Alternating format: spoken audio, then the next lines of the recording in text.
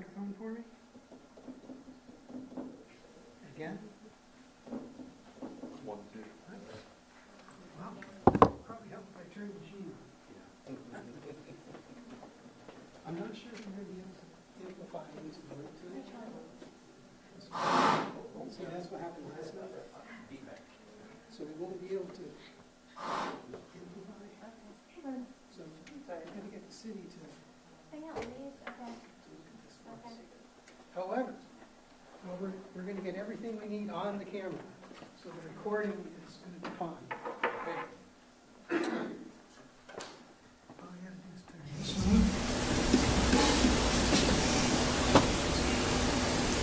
on. Okay, now you're all set. All set. Great. Welcome to the South Burlington Development Review Board meeting for Wednesday, February 19th, 2020. I'm Brian Sullivan. I'm acting as chair tonight in Matt Coda's absence. Just going to go through a couple quick agenda items before we get to the hearings. The first one being directions on emergency evacuation procedures. We have doors over there and over there. And let's hope we don't have to evacuate because that wind out there is howling tonight. But if we do, go out those doors and we meet up in the parking lot and hope somebody gets us out of the cold. Second, do we have any additions, deletions, or changes in order of agenda items? Hearing none, I'll go to item 3, and that is comments and/or questions from the public not related to the agenda. Do we have any of those? No. Okay. Number 4 is announcements. Do we have any announcements? No. Okay. So we move on to the warned public hearings, the first one being preliminary and final plat application number SD 2020 of CEA Properties LLC to construct a 2-story office building, and I'm not going to read the whole thing. It's located at 10 Mansfield View Lane. I understand that the applicant has requested to continue the hearing to March 4th. Is that correct? So Just I think a comment, it's Yeah. 2002, 2002. not 2020. I guess I was transposing it with the year. Thank you for that. So do we have a motion to continue that hearing? So moved. Second? Any discussion? All in favor? Aye. Aye. Aye. Aye. Any opposed? Any abstentions? Okay. So, Excuse me, if you could just tell the public for the camera that there's 2 people on the phone for me. okay, sure. So we are meeting as a board of 6 members, but only 4 of us are here in person. So Mark Baer and Alyssa Portman are attending through a remote hookup. I believe they're able, through GoToMeeting, they're able to view what's on the screen, same as you are, and of course, they're able to hear the audio. When they have comments, they can also chime in. So they are virtually present, and we have 6 members. So with that, the next warned hearing is preliminary plat application number SD 20-03 of Rivers Edge Building Development to subdivide an existing undeveloped 4.42 acre lot into 9 lots for the purpose of constructing 11 single-family homes at 1226 Dorset Street. Before I swear you in, are there any disclosures or conflicts of interest from board members? No. Okay. So this is a preliminary plat application which requires that I swear you in. Anybody who's going to give testimony for the applicant on this matter, please raise your right hand. Do you swear and affirm that the testimony you're about to give is the truth, the whole truth, and nothing but the truth? I do. Could you please identify yourselves? I'm David Burke, O'Leary Burke. Dan Heil, O'Leary Burke. Okay. So we've seen this application before in the sketch plan phase, but it would be helpful, I think, if you could give us a brief overview so we can kind of get back up to speed on it. Sure. Peter Shepard from Rivers Edge Development is also here.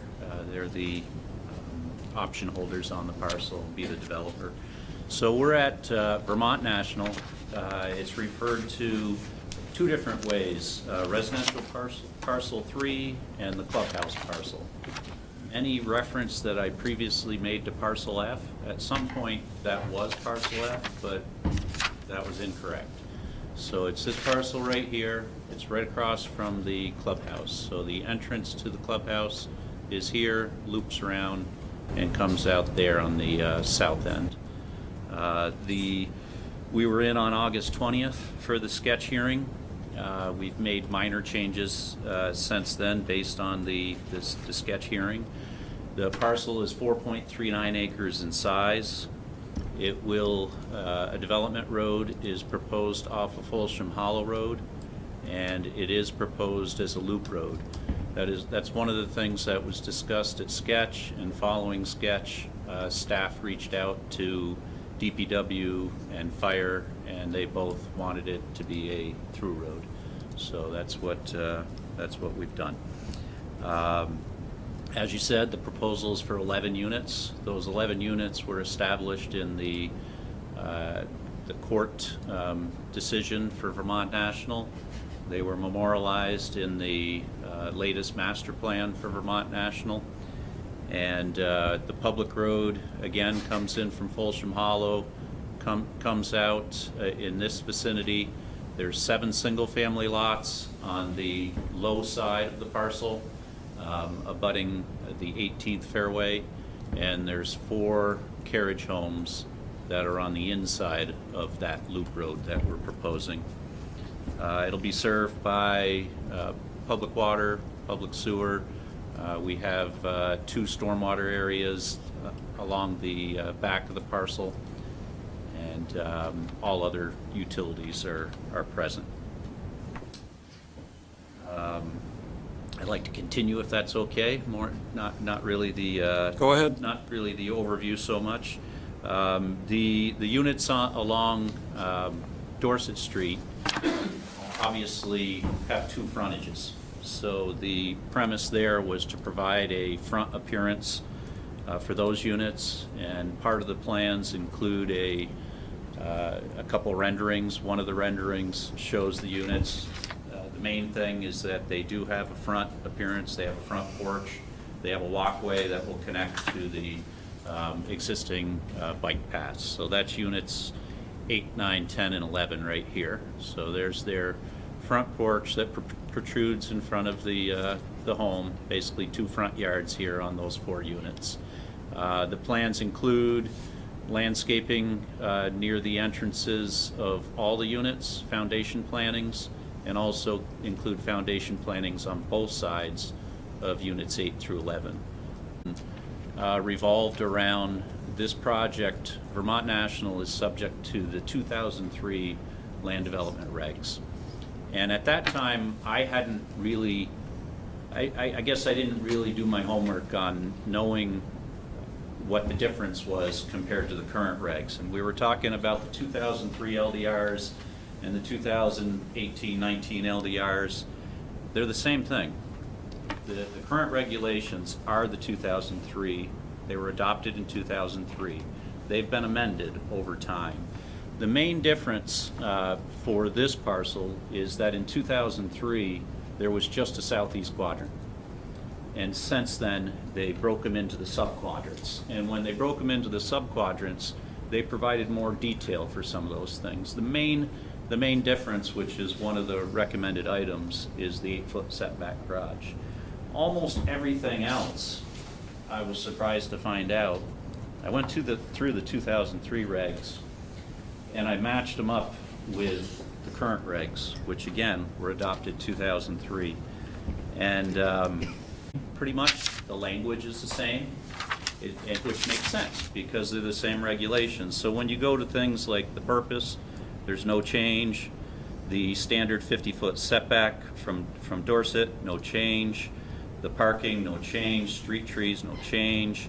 Landscaping and utility cabinets. Subdivision and PUD purpose, no change. Most importantly, on PUD waivers and relief of standards, no change. And on waivers from the regulatory requirements, no change. That's relatively important because we were somewhat hung up on 50-foot from Dorset Street. Staff wanted us to push things up, and we were trying to strike a balance there, and we believe we have, but we are within that 50 feet. And certainly the current regs encourage that. They generally look good to us. There's several items that need to be incorporated with final. I'm going to turn over the kind of the responses to the numbered items to Dan Heil. There's a couple of the items that I'll go over, but Dan's going to go over most of the items. He did 99% of the work, so if there's detailed questions, he's the guy. Okay, thank you. The way we normally do it is we read through the staff comments and ask that you respond to them. Sure. So we'll do that. But I just want to ask Marla and Delilah, is there anything more in the permit history that you want to emphasize? Or has the applicant pretty much covered it? I think it's covered pretty well in the staff comments and in David's presentation. The master plan approves up to 11 dwelling units. It doesn't require 11 dwelling units. Of course, you know, they've based all their economic analysis on 11 units, and there's no reason to be, you know, punitive about it, but it's something important for the board to know. And yeah, like David said, most of the regulations are pretty similar to what they were, so they shouldn't look too unfamiliar. But the regulations themselves are excerpted in the staff comments, so you can read the exact language from the 2003 regs. The 2003 regs I haven't posted on our website because there isn't a good home for them. If you would like them, just let me know and I'll figure out a way. Same goes for the public. Here's one other thing. At both we came into city council first because it's a moratorium. Right. And basically they said, yeah, it doesn't apply. It had to go through them, but it doesn't apply to Vermont National. And then we had the sketch plan. At both of those meetings, we had neighbors from Ironwood Development and talked to them some after the sketch plan. Mr. Shepherd did have us incorporate some things that he thought helped them out. They're concerned about their view. They're on the far side of the 18th. I think they're all duplexes over there, if not predominantly duplexes. He met with them this past weekend, had a good meeting with them, and went over some of the stuff that we've done, and also agreed, as you'll find out a little later on, that we're going to be doing some additional landscaping to help that out some more. Okay, and we'll hear from as many of those neighbors as want to speak tonight. Okay, let's go through the staff comments, starting on page 3. The first one, staff recommends the board grant the applicant's requested setback waiver, what you were just speaking about. Further discussion of the aesthetic of the homes facing Dorset Street is included under subdivision standards below. I take it that is in keeping with the more recent trend of encouraging people to build houses closer to the street. Is that correct? That is correct. We are seeking a setback waiver from 50 feet to 32 feet for the porches and 35 feet to the buildings for units 8 through 11 on Dorset Street. There is a rendering, I'm not sure if you pull that up, Marla, of the homes along Dorset Street that G4 pulled together. Just to give you a visual.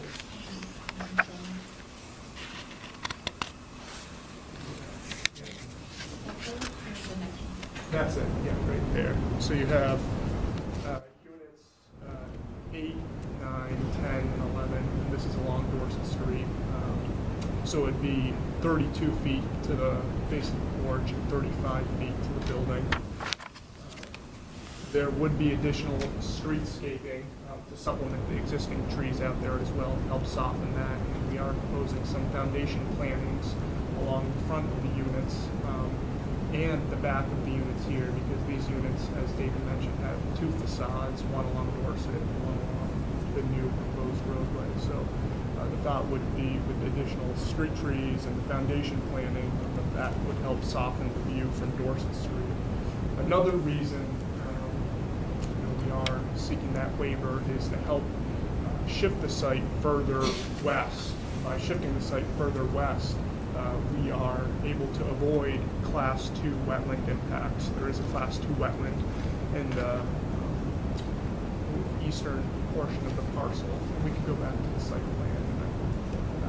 And before we leave this page, could you just clarify, are you proposing this architecture, or are these more like samples? These are samples that we received. They're based on units Tom wants, but They're they based are on, they're subject based to- on the actual unit, but full architecture isn't really represented there. That is the unit. Yeah. But they may be doing something different as far as the siding on the peaks or something like that. Sometimes they'll get into the scallop siding and stuff like that, so there may be more detail. Okay, so the footprint is a real footprint. It's a real footprint, Yeah. and that's a real depiction size-wise of the units. So I wasn't clear, is each one of those facades a mirror image of what is in back of it? Those are duplexes? We do, I don't know if the other, Yeah, we if the have other another rendering Next- shows that next very one down. good. I wasn't clear where the garages were. So there you can see the garage So this is unit. right there. Yeah. So it's not a complete, there's 9, you can see the garage. Garage is there on 8, garage is there on 9. You go by the color. You see the red ones on the left here, and then the red ones on the right in the next picture. Yep. And you can see the front, the porch here and the porch over here. Just a second, Mark. So it does appear that the porches, at least on this unit, are on the same side. Okay, Mark's got a question. Yes. So, if I understand this correctly, because we're under 2003 zoning regs, and do we not need to meet the 8-foot separation setback for the garage to the front of the house? That was not part of the 2003 regulations, correct? Okay. Okay. If it's not, it's not. It's nice to see there is some separation, but it's not the typical, where it is set further back than what's shown on this rendering that's shown. You can see that it's probably only about a 5 to 6 foot, setback. So that was my question. The other statement I would just say is, while it is a footprint and there may be some possible siding variation, it'd be nice to see if there's a way to do a hip roof on one of them, change the windows somewhat, just because right now it's very obvious that it's the same unit that's been mirrored back and forth 4 times, and just change the color on it. Like I said, it'd be nice if there's a way to make it so that it looks more like 4 different residential units. And I know you'll never get it from a massing standpoint, but at least change up the window spacing, the side, the roof, you have 4 gables, maybe make a hip on 1 or 2 of them, something so that it breaks it up a little more. Okay. And it might not be regulations, I'm just offering it as a comment, that right now it looks like, a series of model homes just mirrored and flipped. Any other board comments? The 32-foot setback, it really, in terms of visualizing it, is effectively from the recreation path, correct?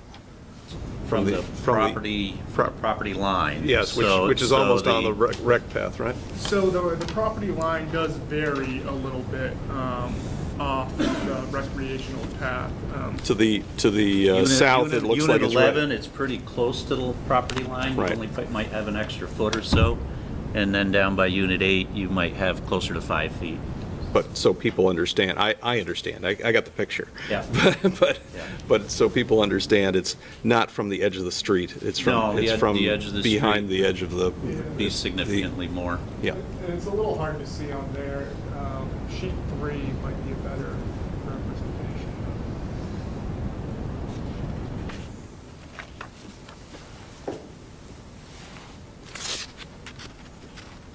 We're trying to strike a balance between current today's standards and Yeah. what the applicants want Yeah. too. They kind Yeah. of want to be closer to the 50, so this was what we struck as a balance. Well, it's beneficial to you, that too. sheet right there.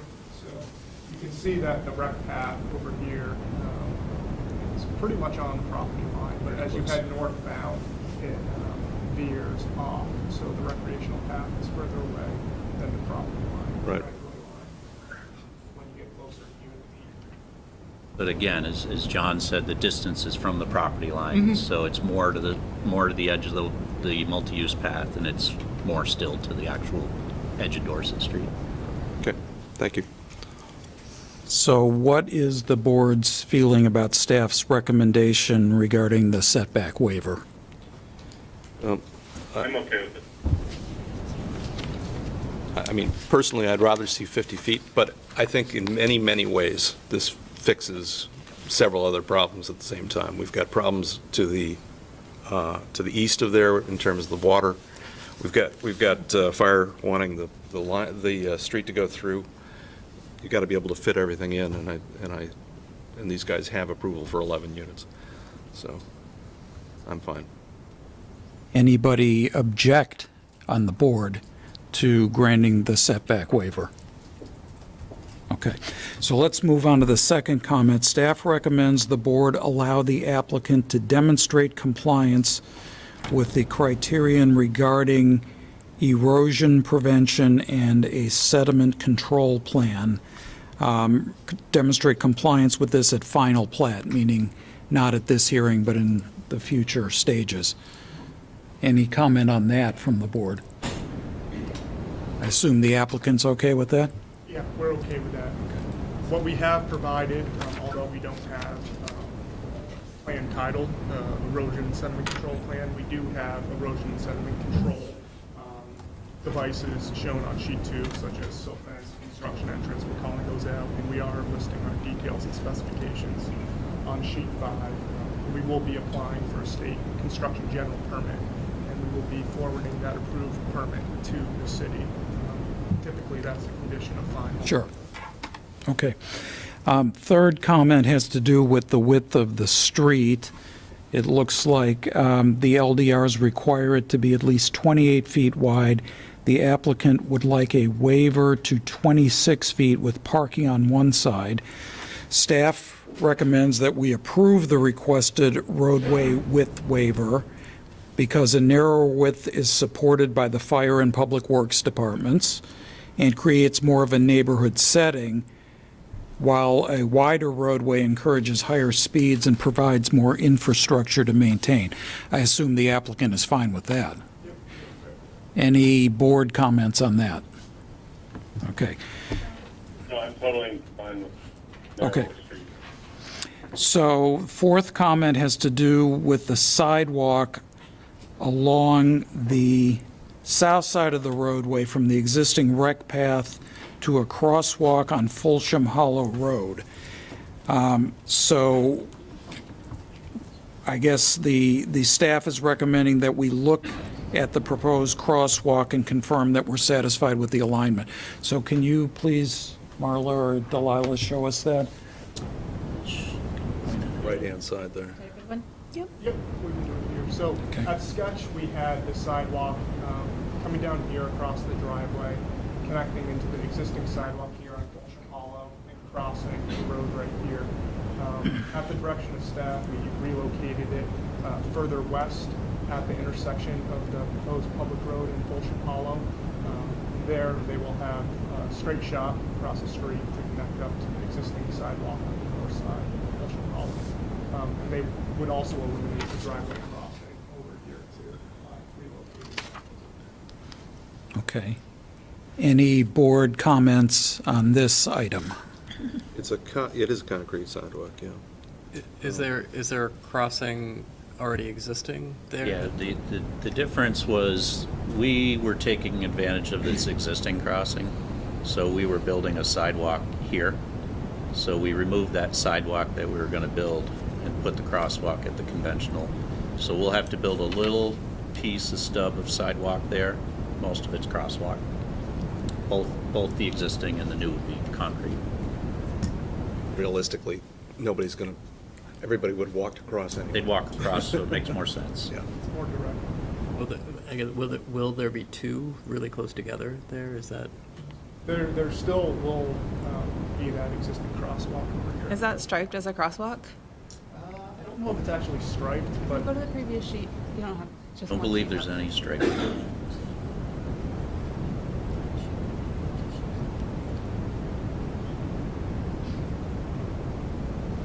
Just total crazy idea. Did you look at putting it on the west side of, or the south side of Folsham Hollow rather than joining up with the existing one so that there were just a sidewalk on both sides? So instead of crossing Folsham Hollow, cross New Public Road and then go out to Dorset from there. Did not. Folsham Cross Mary Hollow's a town road, and in addition to additional impervious, we did not look at that. The crosswalk at this location, the only potential conflicts are with, I think, 4 or 5 homes that are in here pulling out, because both of this turning movement isn't going to affect that crosswalk. It's so little traffic, and really, in a grand scheme of things, so little people. I personally would be opposed to putting in a second sidewalk. Public Works is typically against having double sidewalks as well. They just don't want any more to shovel than they have to. Well, I mean, I'm not I disagreeing hate to with make you. assumptions about them. It is goofy, and that's why I bring it up. The way they've proposed it is goofy. I don't feel too strongly about it, but I could certainly ask Public Works prior to final plat. Well, if you really wanted to straighten it out and make the least impact, you'd actually take out a little bit of the sidewalk on the north side that stubs down, and you'd keep the crosswalk that they just put in, and you would bring it down from the south side all the way around. And that would fix the whole thing, but I think this is effective, and it's not on their parcel. So the question for the board is, are we satisfied with this alignment? And what I'm hearing is that we basically are, although perhaps some details could be worked out at final plat. Is that fair? Yeah, I mean, to me, it seems like it looks like there will be functionally 2 crosswalks that are really close together, which seems that they're too close together and that there should be one. And I think it makes sense where that one is, the new one is. I mean, I don't know, maybe we'll hear from neighbors who can speak to that, who know the existing street better. Yeah, I mean, I'm fine with tweaking it, at final, but the reality is it's a 5 or 6 property cul-de-sac street, whether there's 2 at that location or whether you cut, down to go across the existing one. People may or may not even use it because it's probably so little traffic on it.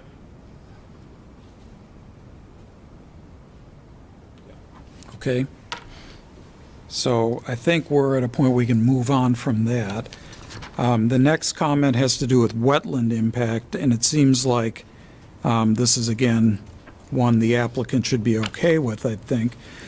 Staff recommends that the board preliminarily approve the proposed 8,570 square foot wetland impact pending positive findings by the Vermont DEC. Is that acceptable to the applicant? that's acceptable to us. I would like to note, though, the 8,570 square feet is buffer impact. There are no direct wetland impacts. Fair enough.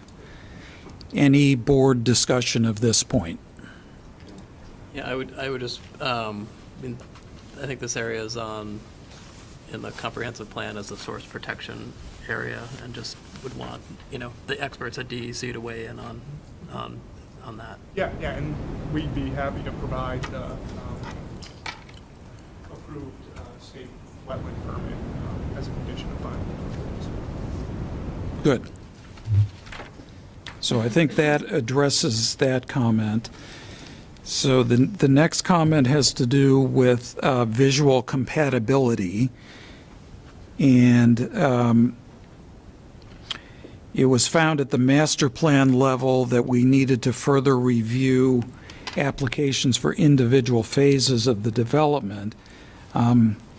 Staff notes that the project is nearly fully built out and therefore encourages the board to visit the neighborhood to support evaluation of this criterion. I know I have not. Has anyone else on the board made such a visit?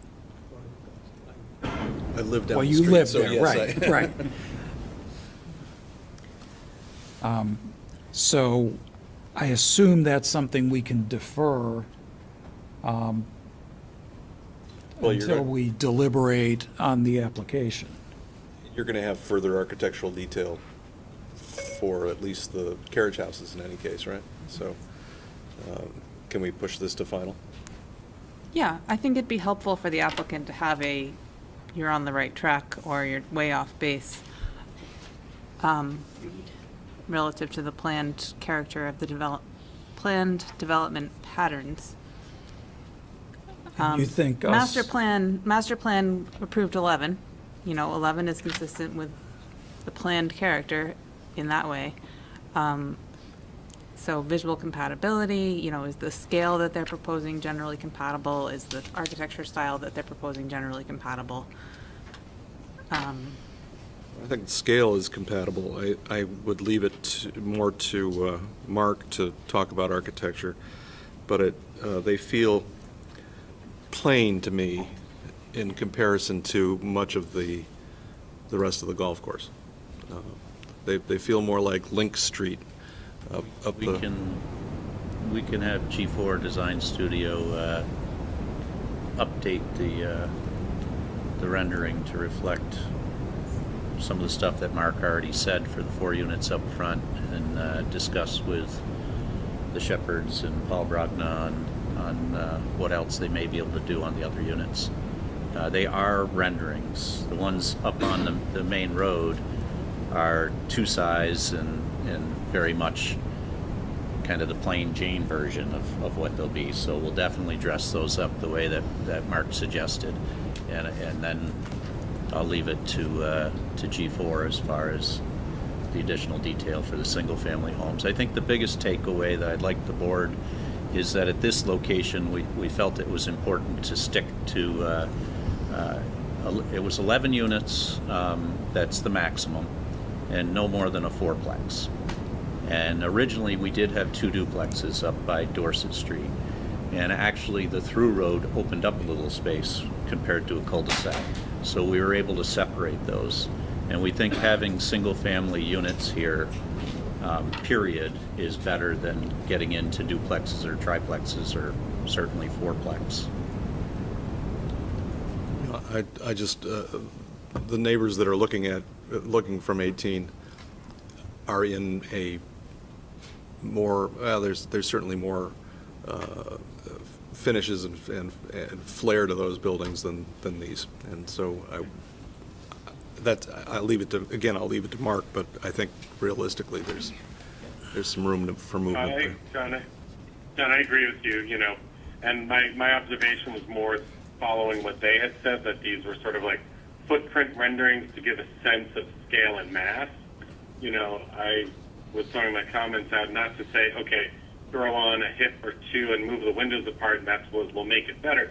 Yeah, I think that a kit of parts showing a more upscale residential detailing, window headers, some crown molding, the columns on the porches, the railing, things like that are going to give it a more, residential feel and scale to it, whether it gets done in the renderings or if you bring in like a sheet of details that you typically would apply that normally get, and again, it's just like a kit of parts. It's applied to this mass of house, but will greatly increase the look of it and enhance the look of it. Yeah, when I first looked at those, I thought these look like Lego houses, they're very kind of unsophisticated in terms of detail. Shepherd did all of the units on the clubhouse side, and I haven't heard complaints about those. So obvious, he does do more of an upscale than what's shown, and I think we need to depict that. Yeah. I wasn't worried about it. I assume these are placeholder type of massing renderings, but I'd like to, I guess what you're hearing is we'd like to see the next level of detail added to it to show that it's compatible with the golf course neighborhood. Understood. Okay, so the next comment has to do with the porches and the protrusion of, staff recommends no less than 8 feet beyond the front of the garage. What do you say to that? I'll take that one because I was the one here at Sketch and talked about that. As I said at the beginning, the current regs were adopted 2003 and have been updated. The main update is that 8-foot setback. We do not want to do the 8-foot setback. We're on a tight site here, and if we do the 8-foot setback, for instance, we wouldn't be looking at 32 feet from the house. We'd be looking at 28 feet from the house on that side. We'd also be pushing back and potentially having more buffer impact to the wetland. So in order to, with this site and with 11 units, and as I said at Sketch, if Mr. Shepherd walked away, Mr. McDonald is going to get 11 units here. So we think we're doing a nice job on the 11 units. And what I pointed out at the current regs, the 2003 regs do not require it. I think that's why staff is recommending it, not requiring it. And what I stated is that we did not foresee any garages extending beyond the face of the house. And certainly what we've shown on this sheet and on the renderings is based on that. What I would like to offer is that we are fine with the condition that the garage not protrude in front of the house or in front of a full-length porch, which is a step beyond the 2003 regs. Because in the 2003 regs, you could have had the garage in front of the facade of the house. Okay, board member comments? A little bit.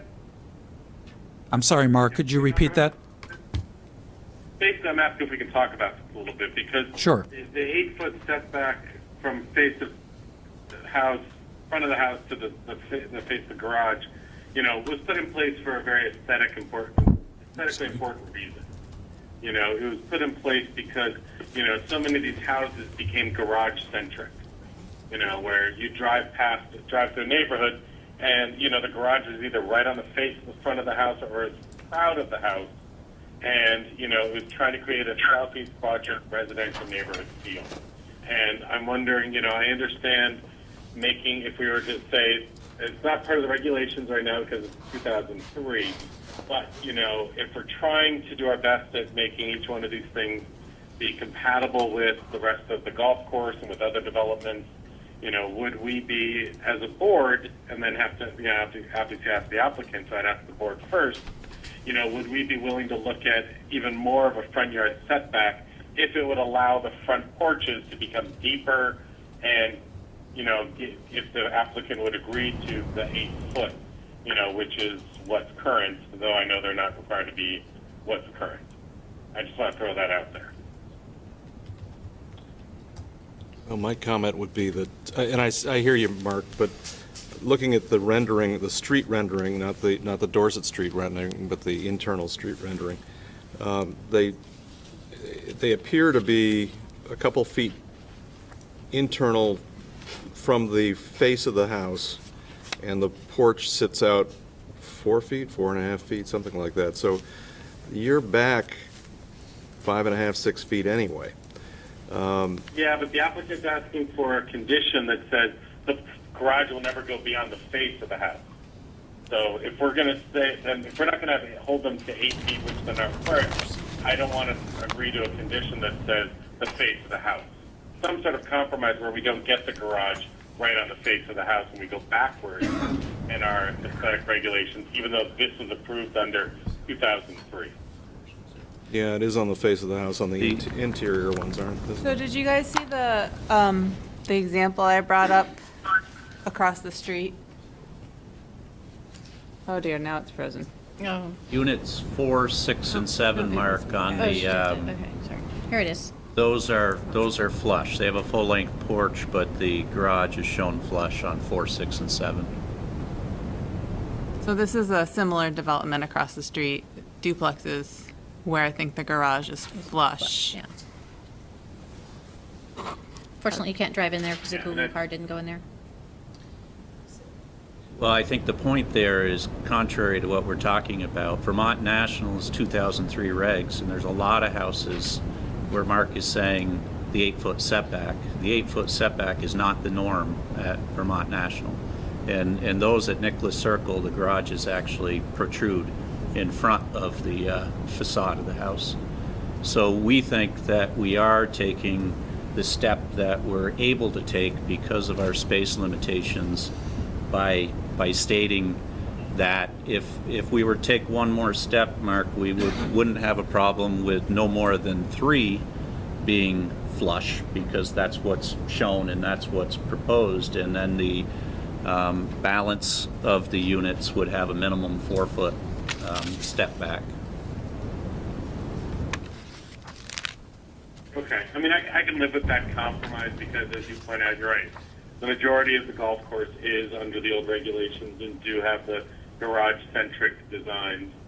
I just don't like it. But I've been on the board long enough to say there's projects I'm not going to like that meet the regulations. So, And that's all we can do, is enforce the regulations. right.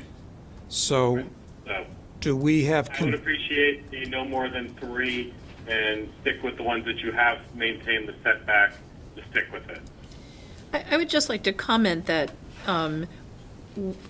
in my view, one of the things that exacerbates the garage-centric look is when the garage door is a different color than the house, which you see very often, that the garage door matches the trim. And in my mind, that makes the garage door stand out. So if it's possible to paint the garage doors to match the house, I think you get a more unified view.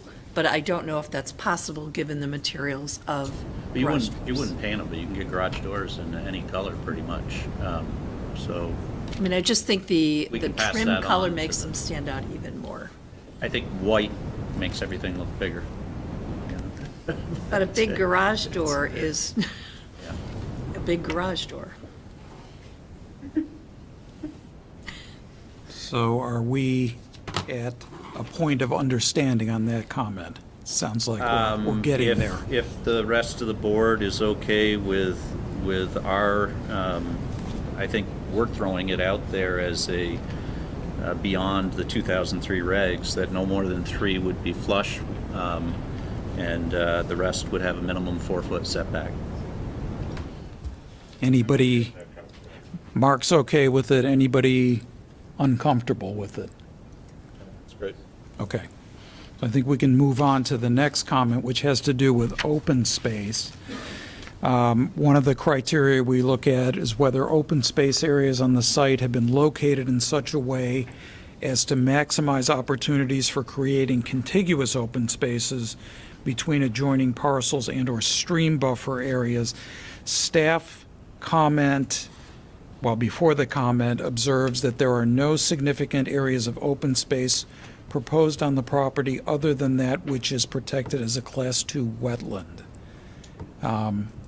What does the applicant say to that? Yeah, so the choice that I mentioned before of trying to stay single-family here, we do have the 4 carriage units up front, which is nice because those will be maintained in common. They'll be mowed all together, and it's up close to the road. So that's a nice feature, that those will be maintained at the same time and together, 8 through 11. But because of that same choice, we've got 7 single-family lots. Overall, the open space, this is part of Vermont National. Vermont National is the development. This parcel is a development parcel. The open space was the golf course. So that's the main premise that I would say. But I do think that we have done a good job in this area keeping these units as far away. As Dan mentioned, all we have, including putting modern stormwater features in there that will require a state stormwater permit, all we have is buffer impact. The one thing we haven't mentioned yet that we did talk about at sketch, we are calling for a split rail fence along the edge of the impact so that there's no creep from these three homes towards the wetland itself. So we do feel that by looking for a little bit of relief from the 50 feet here, going minimum length driveways here, minimum length driveways on this side. These are the absolute minimum beyond the sidewalk so that you don't have conflicts with the sidewalk. And that provides the most distance that we can provide along the back and protects that wetland complex. Okay, so do we feel that that criterion having to do with open space protection is satisfied in this application? Any comments? I do, because I agree with the applicant that, if you look at the backyard of this whole development, the fairway, we're looking at this as the golf course development. So it's like, the entire back of it is all technically open space. So these 11 units being pushed as close as they can to Dorset Street allows for that open space, continuous land to be maximized. There's a lot of discussion about this when the golf course was being proposed, and the whole point was, gee, we're keeping all this space open. Right. So I have no issue with it. Anybody else? Okay. So next comment has to do with the pump station. And I gather from the comment, the applicant does not want it to be public at this time, but staff notes that the applicant's desires may later change and therefore recommends that we encourage the applicant to comply with the comments from DPW just printed before that. Do we want to encourage the applicant to do that? What's the purpose of keeping it private? So DPW would be requiring that three-phase power be going to the pump station. Right now, the pump station is one phase, so we checked with the developer and they don't want to upgrade the conduit. It's an existing pump station. It's been on the parcel for a while. It serves Folsham Hollow, and they don't have a desire to upgrade that to three-phase to allow for the city to take it over. So it would be our intent to keep that private. And being single-phase, you're not dealing with smaller motors, you're just dealing with efficiency, right? Yeah, and we will be receiving a state stormwater permit as well. Wastewater. Yeah, I'm sorry, wastewater. Several single-phase pump stations, I'm fine with that. Anybody else? Okay. So the next comment, Marla, could you please explain that you recommend that we require the applicant to comply with the remaining Public Works comments? Which are the remaining comments? Stop So signs. it's broken out a little bit oddly, but there should be a stop sign at the intersection of Dorset. At both ends of the road. The joint sewer service for units 8 through 11 should be upsized to 8-inch, and the new crosswalk on Folsham shall have the appropriate signage associated with it. Okay. Are you okay with that? So we're going to work with Public Works. We're okay with 1 and 4. We went over 3, saying that we would like the pump station to remain private. Number 2, I think we just need some additional clarification with Public Works on that joint sewer line for 8 through 11, why that needs to be upsized to 8-inch. The way we have it proposed, we have 6-inch, and we also have a couple 4-inch laterals for individual units, which meet the state standards. So I would just need some further clarification with Public Works. Okay. And that's something we could handle in the final? Yeah. Okay. So moving on, We've got comments on stormwater. And again, that's another thing that we can push to final. Is that correct, Marla? Does the applicant want to offer anything on those 11 Yeah, we will enumerated address points? all of those Okay. in final. Okay. The one thing I would like to say, too, is for comment 3, it also references impacts to class 2 wetlands and their buffers. Once again, we're just impacting. Just the buffer. Yeah, okay. Got it. Okay. Comment 12. Locate the sidewalk in the right-of-way. Recommend the board consider locating the roadway off-center in order to maintain the green space width. If the board does not consider an off-center roadway acceptable, staff notes a permanent maintenance easement will be required on the private property. What does the applicant think about that? So we are proposing access and maintenance easement over that 5-foot sidewalk down. When we were designing the roadway and the roadside swales, we were limited on how much room we had to work with given the swale width and the road width, and we weren't able to fit that sidewalk within the right-of-way. So we proposed an easement to the city for maintenance and access over that sidewalk, just parallel the right-of-way over here, and that's depicted on the plat. Relocating or off-centering the road, so you could be shifting that to the west to allow for the sidewalk to be within the right-of-way. That would be problematic because the units 8 through 11 already have steep driveway slopes. So when you push the road closer to the units, the slopes on the driveways are going to get that much steeper. So I think the way we have it now, with that access and maintenance easement works. We checked with Public Works and they reviewed and approved that as well. Any board member comments on that point? I think they're absolutely right. I mean, they're dropping from 430 to almost to 415, right? Over to the back of those houses. Yeah, the difficulty with this site is it slopes away from Dorset Street. Yeah, so So it's you've got to start off with, particularly with the 2 front yards, you've got to start off with that presence of the back/front yard of units 8 through 11 with the multi-use path.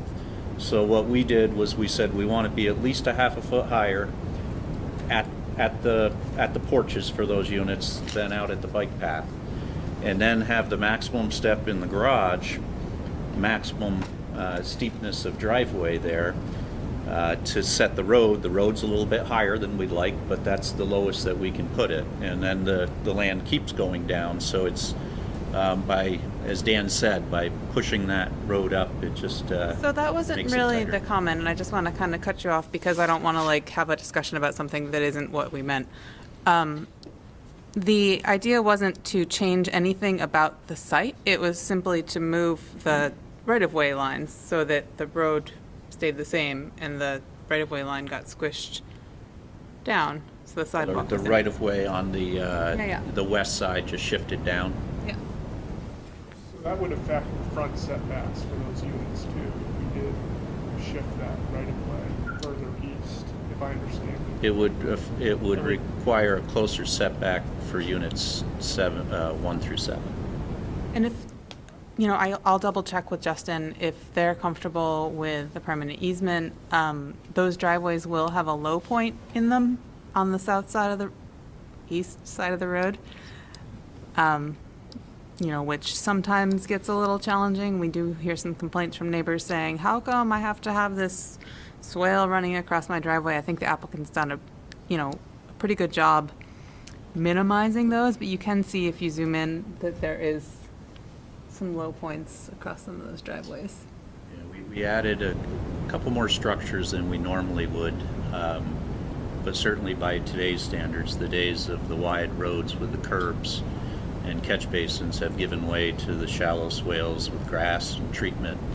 And in this case, we added a couple catch basins compared to usual so that they cross less driveways.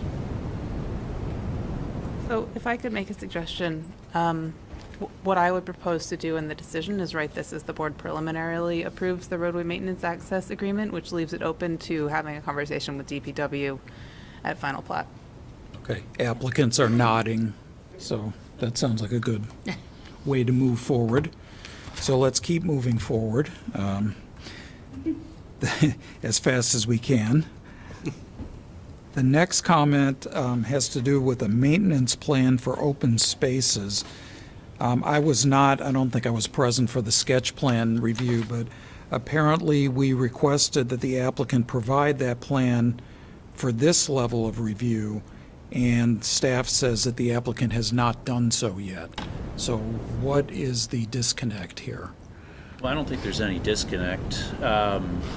As we said, there's not really open space here. The open space is two things. The open space is the area, Lot 12, which encompasses 8 through 11. We did provide legal documents that talks about the common maintenance of that open space. And then we have the wetland, and we have the split rail fence along the wetland.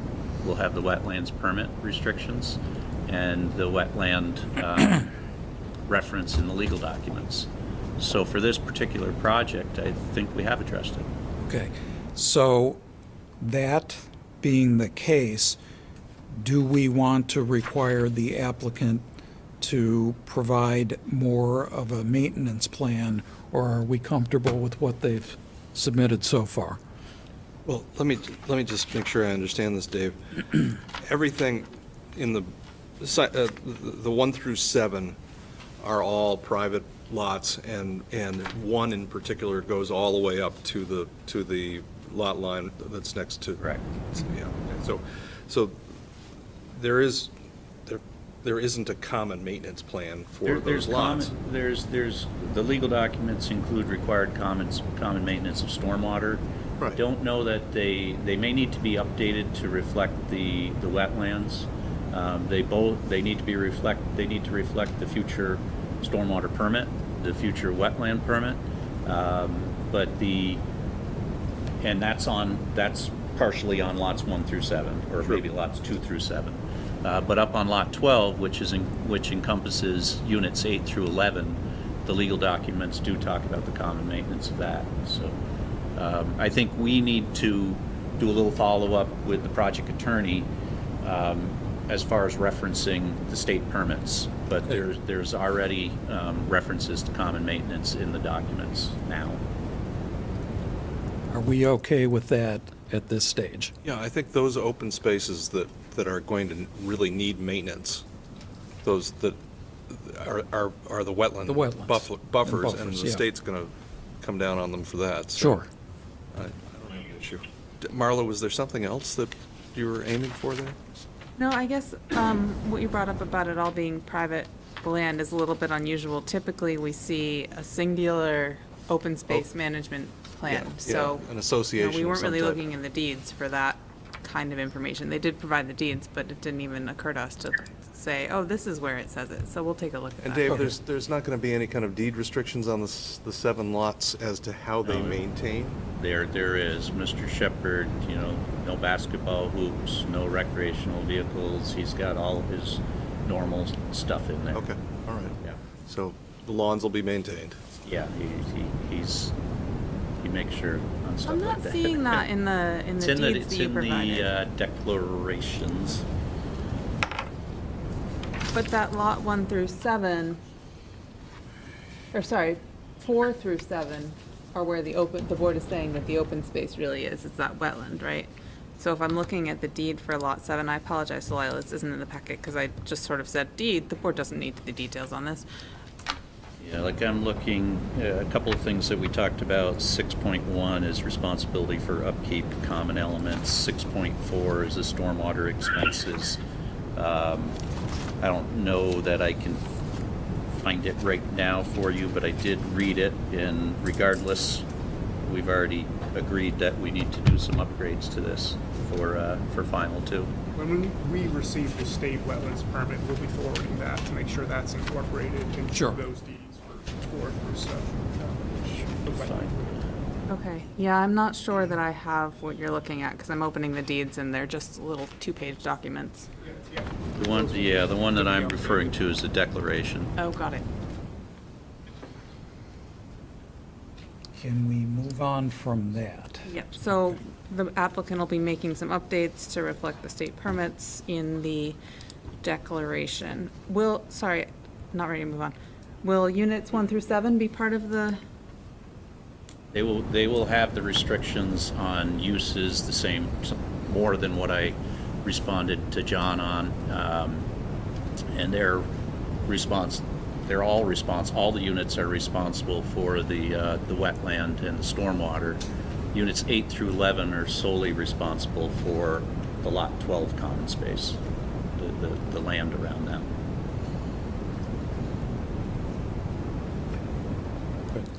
All right, so onto the site plan standards, and one in particular states, without restricting the permissible limits of the applicable zoning district, the height and scale of each building shall be compatible with its site and existing or anticipated adjoining buildings.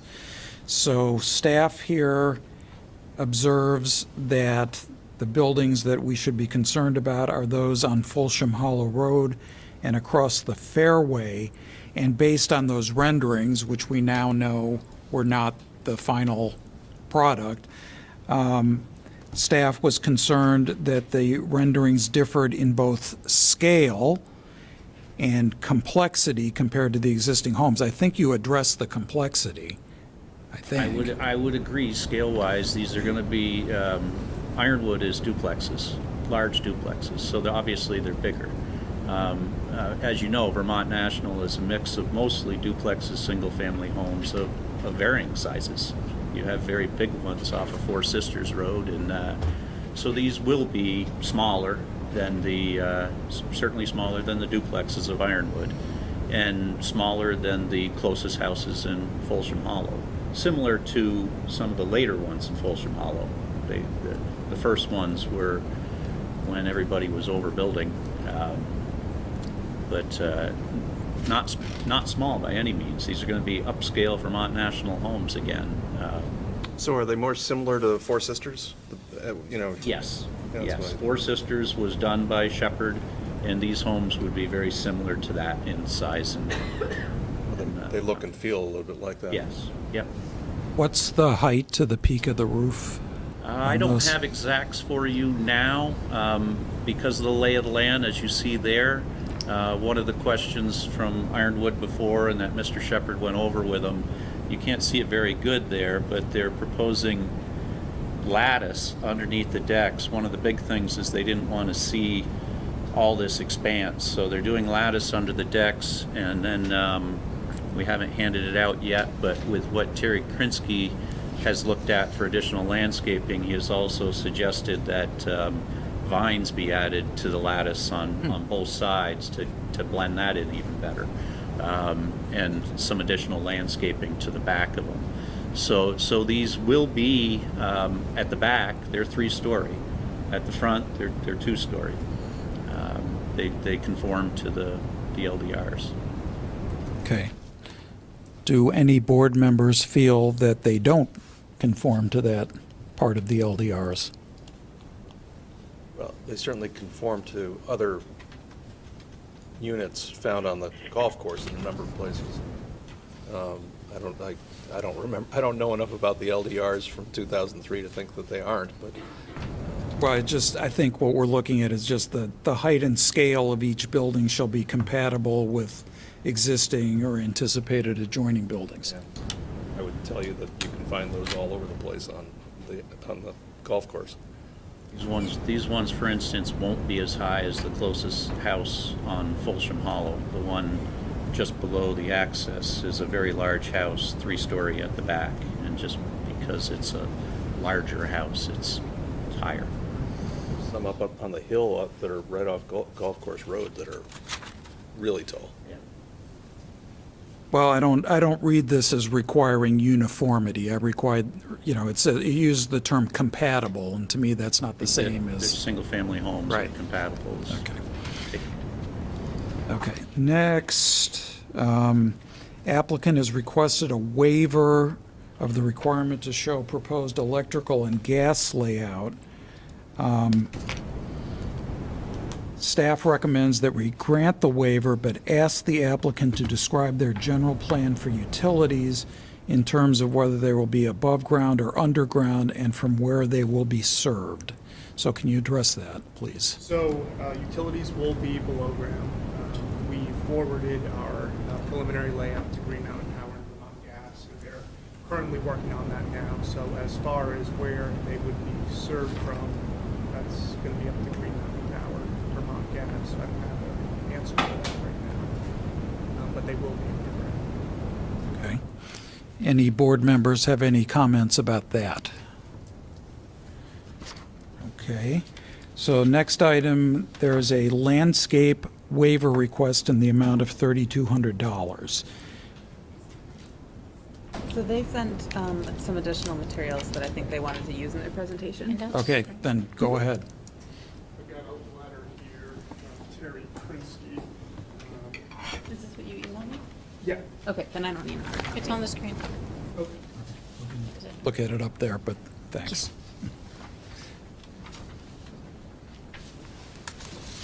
Could you summarize what's in the letter, Dan? Yeah, so we hired Terry to supplement our landscape plan.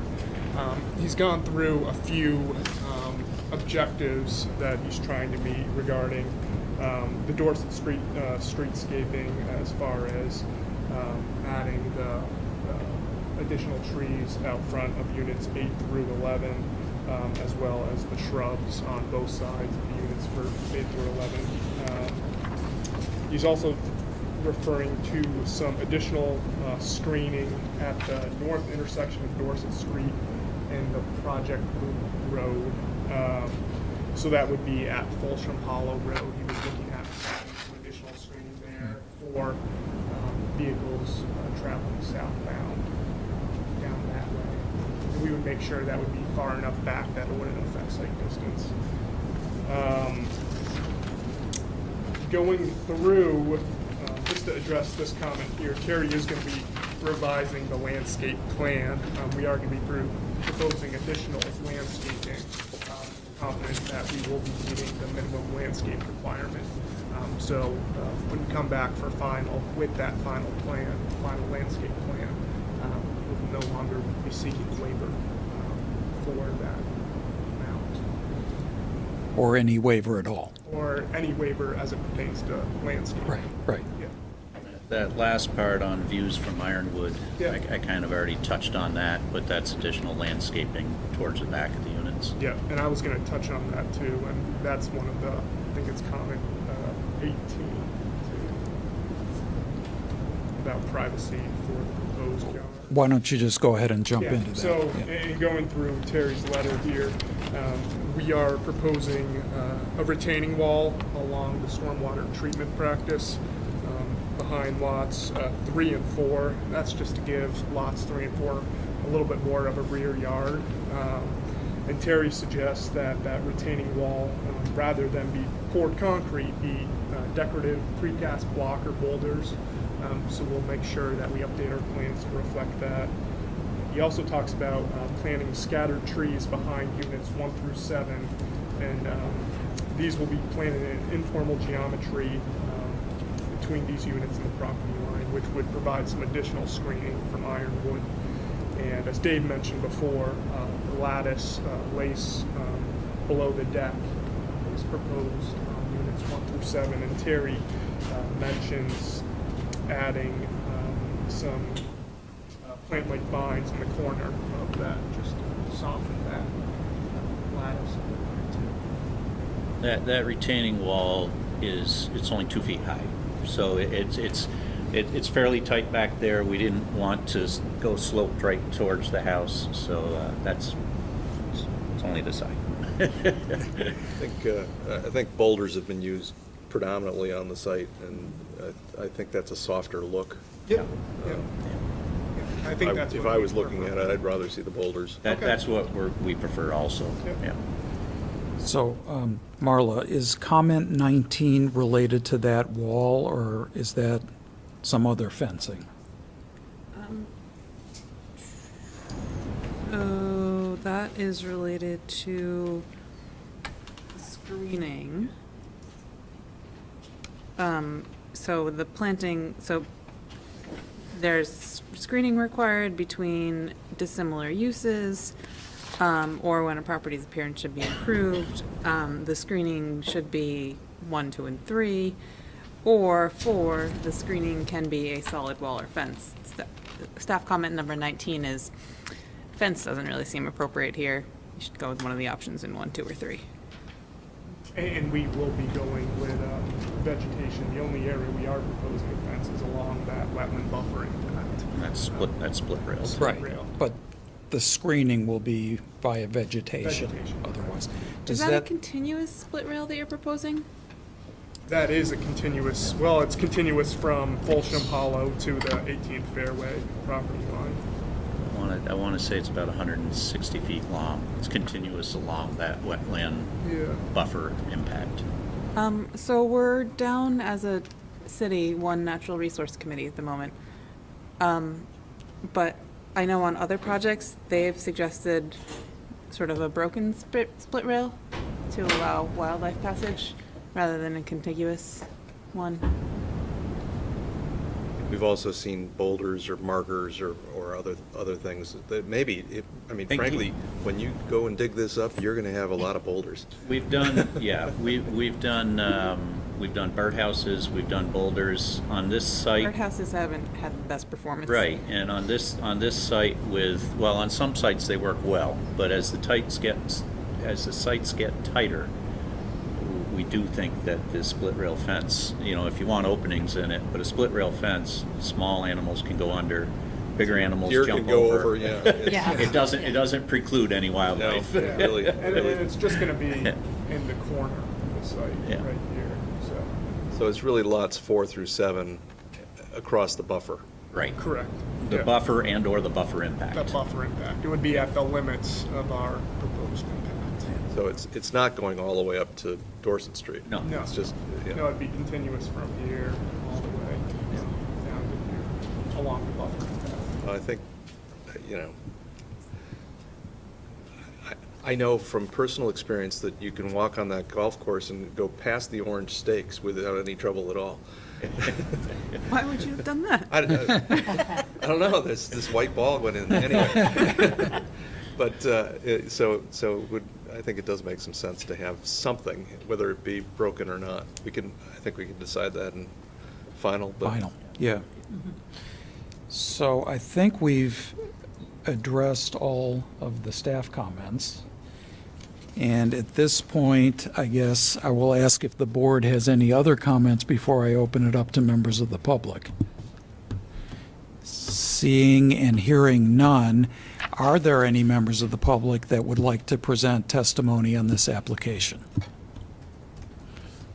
Okay. Could you both come up after these gentlemen leave the table? Could you come up and sit where they are now? And then I'll swear you in.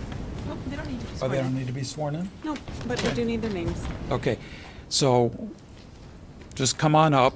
They're just about cleared out. Swear them in. Public. Other municipalities do. Noted that as well. Could you both state your names, please? I'm Mark Perkel, and I am the president of the Ironwood Association. And I'm Jane Lawless, and I live on the 18th Fairway across from the development. As do I. Okay. Which of you would like to speak first? I guess I've been elected to speak first Okay, go because ahead. you coined it this way. And I will say that I do appreciate some of the cooperation and communication that has gone on between the Shepherd Construction Company and us. And we did have a fruitful meeting quite recently, which was very nice because I know other developers don't even bother. So I would say that that has certainly helped to set a better tone. And I have gotten the impression that they are interested in listening to some of our comments. And one of them that we constantly said was we would like to see a lot of vegetation, a lot of trees all along the back. I've had the pleasure for the last 7 years of looking out on a field. And needless to say, if it was my choice, I'd say don't build anything there. But I have been a real estate developer myself, and I understand both sides. We can't put a moat around South Burlington. It's just not going to work. The few things that I just would like to comment about is, one, the compatibility and continuity of the architecture and the color. When you look at most of the other developments, especially like Schoolhouse Road, which I believe they did also, and they did them well, they're all pretty much consistently a gray color, a very muted color.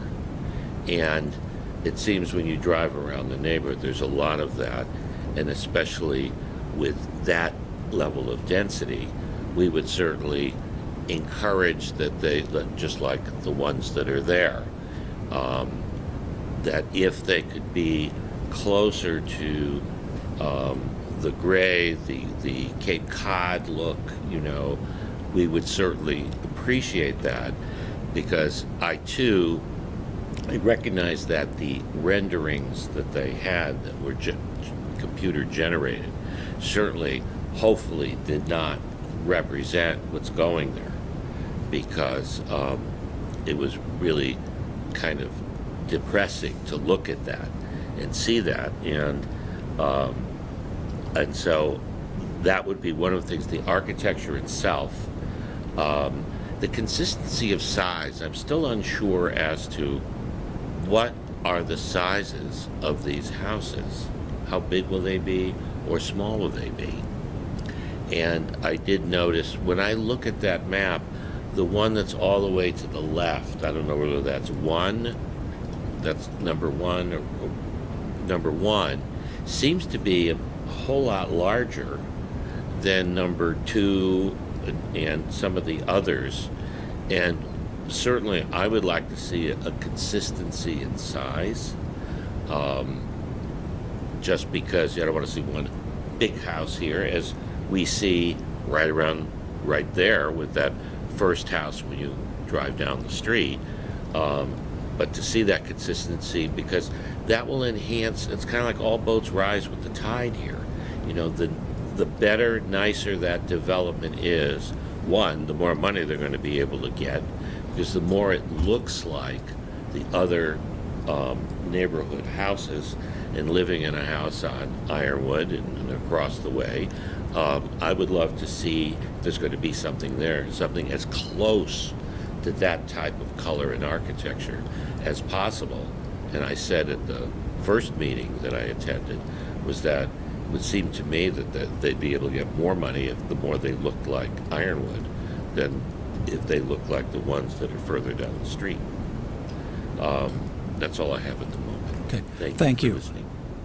Ma'am? Yes, hi. Thank you for going first, Mark. Okay, you're welcome. I also appreciate that Paul and Tom Shepard met with Peter. Peter. Yeah. And there was a fault Yes, there was. That's right. with Mark and I and another neighbor this week. And so we had last week, we had a productive meeting, and they seem to be open to communication, which is terrific. So I agree with everything Mark just related to, and I'll just emphasize a couple of things. The architecture around in Ironwood for sure, and on Golf Course Road and other areas are kind of classic architecture, easy on the eyes. This seems to be a little, I know it's not what is going to be built, but it's a little more modern and maybe not as classic. So we're just hoping for something that fits in with the other neighborhoods that are already built. I'd like to mention about the split rail fence around the wetland. Oh, yes, right. I'm a naturalist, not by training, but by volunteer work. I work with the Charlotte Land Trust, and fences, maybe the animals can get through the fences, but I don't see the need to have a fence. I mean, some kind of natural barrier might be more visually appealing and also more appropriate for around the wetland, whether they're boulders or bushes or something that can be created to repel the neighbors from encroaching and putting in a soccer field back there or something. So, Thank you. I did meant to mention that, but fortunately I have Jane here to help me. Yes, right. The trees in the back, I'm very happy that Tom and Peter are interested in putting some more trees between houses 1 and 8 and the fairway. There's been no mention of numbers of trees or whether they be evergreens or deciduous. So is that something that will be decided or asked of, or is that up to the builders? How does that work? Typically, the developer will come to us with a landscaping plan that's further detailed than what we've seen so far. We know from Terry Krinsky's letter that there's more coming, Right. and usually it identifies species and everything else. So stay tuned. And we would also encourage interested parties to continue to be in communication with the developer and his representatives. So thank you for your comments. It is getting a little bit on the late side. Do we have any board comments at this point? I would just mention that I think in terms of the colors of the houses, it is unusual. It's not unusual for us to see red houses. I have one that was red when I bought it. But to be consistent with the golf course, I think, again, I would look to Four Sisters, which has many different colors, but they're all fairly muted. I can pretty much assure you that Mr. Shepherd didn't ask for that red one on the red. I haven't seen him do a red one, but maybe what we can do is kind of, while it's not part of the regs, it's kind of part of the overall regulations per se. Maybe we can come in with kind of a color palette. Yeah. Grays, taupes. Yeah. And would encourage that Yes. you continue your meetings Sure. with the neighbors to try to come to a consensus on that. Good. Well, it sounds like we've gotten all the comments. Are we ready to move to close? You know. I think, Thank you. You okay? Yeah, okay. So I will entertain a motion to close the hearing. so moved. Second? Any discussion? Okay, all in favor of closing, say aye. Aye. Aye. Any abstentions? Any no votes? Okay, so the hearing is closed.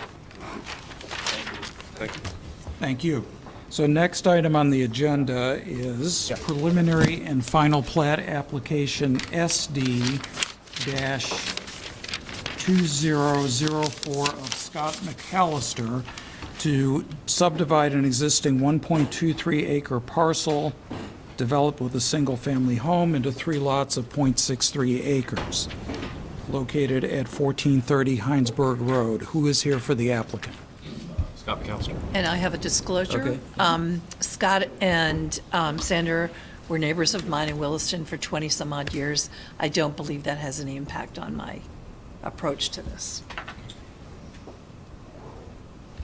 Okay, And I'm Scott Homestead from Crescent Lansing Consulting Engineers here at Scott. okay. So with that disclosure, I think we can go and, since it is preliminary and do you swear or affirm that the testimony you're about to give is the truth, the whole truth, and nothing but the truth? I do. Okay, thank you. Who would like to present the application? I can. It's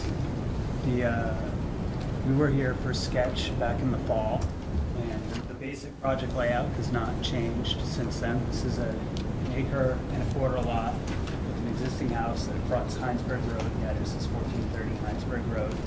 The applicant proposes to create 2 new lots that would be building lots fronting Highland Terrace. So the access would be from the Highland Terrace side of the lots.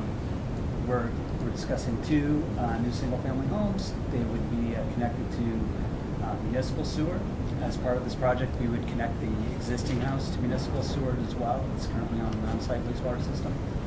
be, each house would have its, the houses would share a private well. The driveways would be off Island Terrace, all utilities would be underground. We'd like to think it's a fairly simple project here, so unless there's more that you'd like to hear from me, I would go right into a staff comment. Okay, I'm going to take those out of order That's because I see comment number 3, if I'm reading it correctly, may have an immediate effect on our decision-making. Comment number 3 on page 3 of 11, as you can see, board directed the applicant to provide an option agreement to purchase TDRs prior to final plat approval. No such agreement has been provided. Staff considers the board cannot approve the project until such option is provided. I assume we don't have any such option at this moment. Right, so Scott McAllister has been in touch with me and is working on such an option agreement. So that would be something that would be needed for final plat.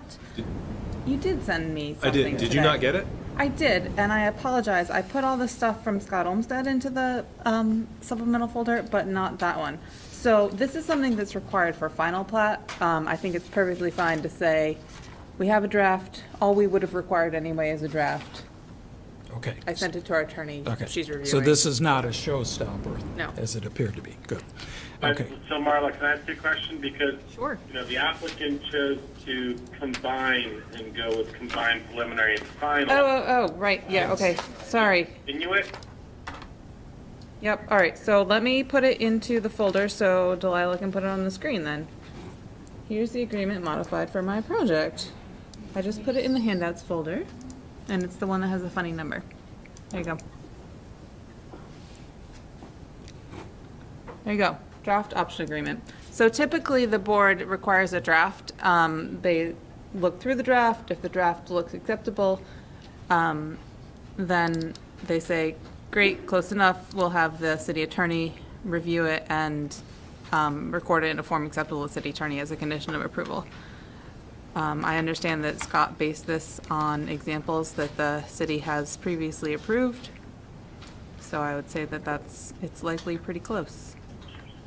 Is it, Marla? Because this isn't an actual draft agreement between someone to say that there's TDRs that are actually available and can be purchased. This is just sort of like a blank contract. And I can modify it too. I mean, I They're mean, supposed to show us that they have control of two Yeah. TDRs, There's a different document. where they're coming from. They might not have executed it yet, but they're under contract or of the options for it. This is just a blank agreement that's ready to be triggered once they fill in the blanks with someone. Yeah. Yeah, I think that's a That good looks point. different. I mean, it doesn't say who the transferring party is. Do you have a potential I do. seller? The reason they're so I can modify that. No, we just can't close time. Yeah. right. Okay. Thanks for that comment, Mark. Yep. So let's go I back. didn't want to finalize it.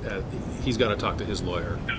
Sure. Oh, that's fine. It's just that because, as Mark pointed out, the preliminary and final are combined into one hearing, we can't close because that's a requirement for final. So let's go back to the first comment. I'm a little confused by this myself. The applicant has not provided enough information to calculate overall coverage, though it appears it could be calculated based on the provided plans. Yeah, that was just an oversight. The overall coverage on each of the new lots will be about 19%. So where it says unknown there, it's, Correct. yeah. So there might be some very limited variability on that based on the final building footprint, but it's going to be well under 30. Okay. In the range of 19 to 20. So Okay. can you revise this for the continued hearing, just so we have, Sure, I've already revised and submitted a plan to Marlo with the subdivision on it. Okay. It's on the site plan. Good with that, Marla? Okay. Second comment, applicant must demonstrate compliance with the maximum allowable height. measured as prescribed in section 3.07. How will the applicant I think the demonstrate comment is that? we can, I read the comment as a condition that we would address that when we apply for zoning permits. Sorry, I messed up on the formatting. I think this must have been the last one I did, because there's already a couple errors in here. But the suggestion was that the board include a finding that they demonstrate it as a condition. We anticipate these being two-story homes, nothing that's going to come close to building height restrictions. Okay. Yeah, we've had issues of late. Okay, fair enough. What's the maximum height in that district? The maximum allowable is 28 to the midpoint of the roof. Okay. And this will In be, these houses, you'd be very hard pressed to get over 28 feet given the narrowness of the lots and all that, but I think obviously we're looking for some confirmation that you will be underneath or at, will be within the zoning constraint. Right, and this might be a good time to point out that the applicant's not a builder here. His goal here is to create some lots that will be sold to a builder, and that's why we don't have a lot of fancy renderings and exact dimensions at this time. We worked with staff to come up with a narrative to address some of the architectural concerns and what we intend to do in terms of the garage setbacks, orienting the building so that they have maximum sun exposure, things of that nature. But the final details wouldn't be presented until they go in for a building permit. That's one of the reasons we don't have an exact building height Right. to stand here and tell you now. so I take it the board is okay with us approving a not to exceed building height? Yes. Okay, good. Comment 4, staff recommends the board consider whether the scrub tree area warrants requiring the applicant to locate the proposed footing drains and sewer connections under the proposed driveways to allow for tree preservation. Do you understand what the concern is there? I do, and I think if anyone saw these trees, they wouldn't be concerned. It's we had a wetlands and environmental consultant look at that area, and she referred to it as a thicket of buckthorn, gray Okay. dogwood, and honeysuckle, quote, very pleasant. And so these aren't nice trees. Okay. Out on Highland Terrace. So does anyone on the board feel as if those so-called trees need to be preserved? Doesn't sound like it. I'm just going to take a look on Yeah, go ahead. Google, but you can go right ahead. Then, The dichotomy here is that, by removing the trees, it creates a strong street presence, which is one of the goals of the SEQ. And I think we'd almost have to remove everything here to fit in everything we have. 'Cause even if we move the utility lines under the driveway, there's still drainage and grading that needs to occur here. We need to drain away from the buildings to get to the roadside swale. I don't think there's, if there was one nice tree, that's something we could try to work around. But in my experience, that one nice tree doesn't exist. It is totally a thicket. That is Thicket. exactly what it is. There's nothing in there of value. Okay. So any more comments from the board members on that staff comment? Okay. Staff recommends that the board incorporates the second comment from the South Burlington Water Department as a condition of approval. Is that the one about, what one is that? Which is the second comment? That the water department be notified at the time the properties are connected to the city wastewater system, so that proper sewer and stormwater charges can be applied, and they must be also informed of changes in ownership. Do you have any problem with that? That's fine. Standard operating procedure. Applicant is proposing to connect to a public wastewater system.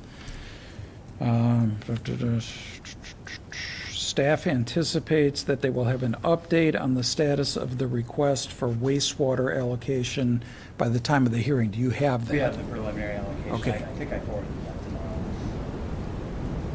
That looks acceptable? That has been granted. Good. Okay. Staff recommends the board require the applicant to satisfy the comments of the Director of Public Works. 3 of them were enumerated, especially the second one. Do you have a problem with any of those 3? Yeah, well, it's going to be a little different. I spoke to Justin Rabideau at Public Works about this project, and it's difficult to make culverts work in this location. The existing drainage swale along Highland Terrace is only about 1 foot deep. And so by the time you put in a 1.5 foot culvert and then get any sort of decent cover over it, you really need to be able to pop up, about 3 feet in the air, and that's going to create a huge bump that I don't think anyone wants. And so what I discussed with Justin was actually getting rid of the culverts and just grading out the low spots in the driveway to continue the swales just right across the driveway. Will he be revising his comments? I would anticipate so. I've already modified the plans and forwarded them to staff. So typically, the Public Works Director, actually, I received a comment, just a brief written comment from DPW saying, I looked at the plans, they look good. That didn't make it into the packet, Okay. but that's typically as far as it goes. Okay. And then comments, all of the comments go away if there's no drainage Yeah. culvert. They're all related to the culvert. Right. Okay, good.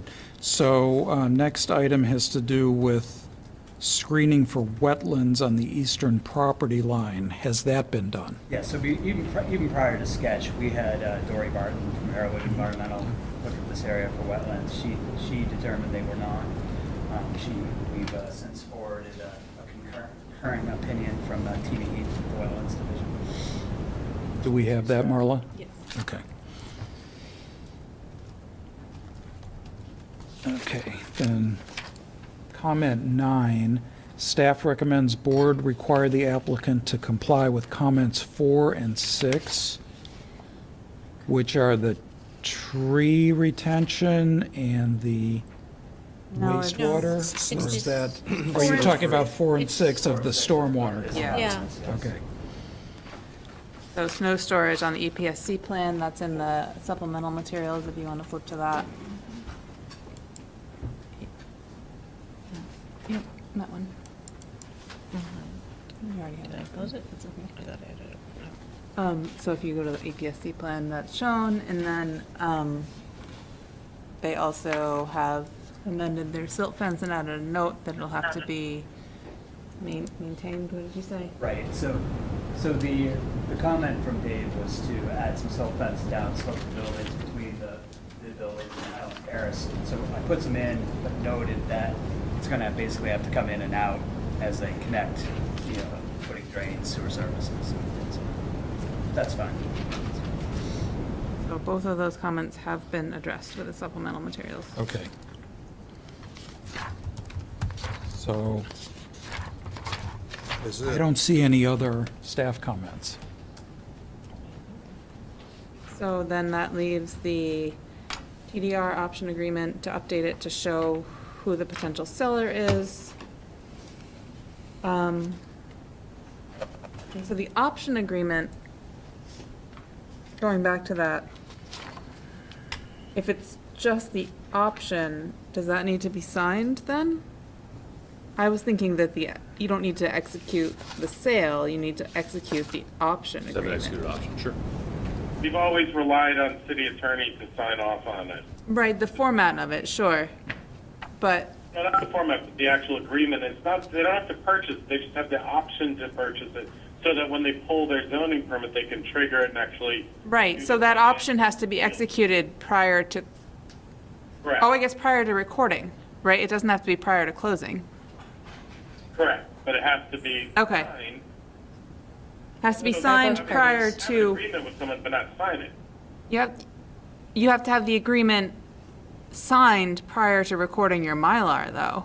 Because if you can't get the TDRs you need, you shouldn't be allowed to subdivide. Exactly. Yeah. Okay, You have to Got have it. the option to be able to pull to buy the TDR. Okay, so the We've condition, always just relied on the attorneys to sign Right, off on. and I think we deal, should in this case, too.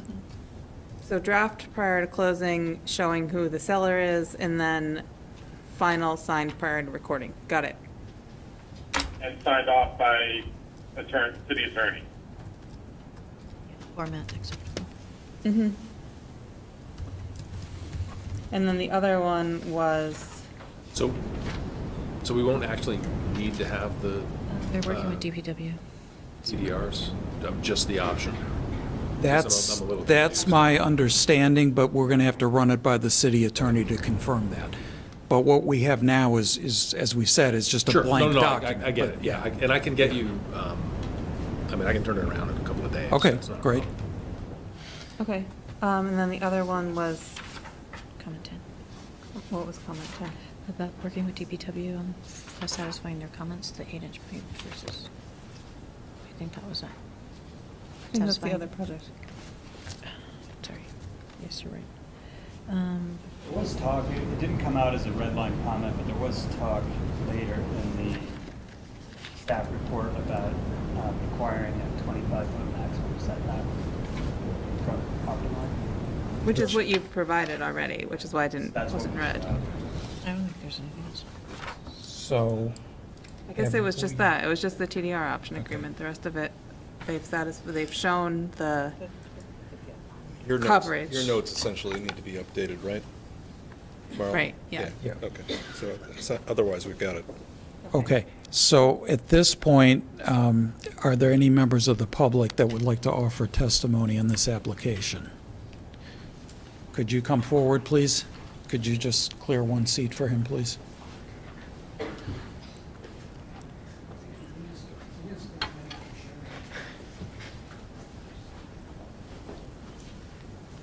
Hi, could you state your name, please?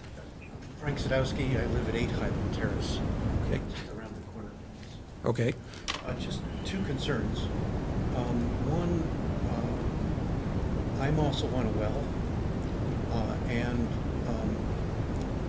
I am wondering if that, the aquifer, from all the wells are there, we don't have any possibility of getting onto city water. So I'm wondering if the impact on the aquifer has been studied at all. Can either of you respond to that? Please come on up. I can talk a little bit about it. We didn't study the aquifer per se, but what we did do is look at the well yields, the surrounding properties in this area, and they were some of the highest yielding wells I've seen. There's a couple that were in the 50-gallon minute range, there's a couple that were 10, there's some that were 75. And for reference, I'd sign projects on wells that are 1, 3.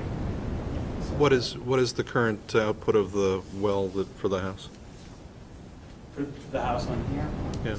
I don't know which one went which. Included, talk a little about the well yields there.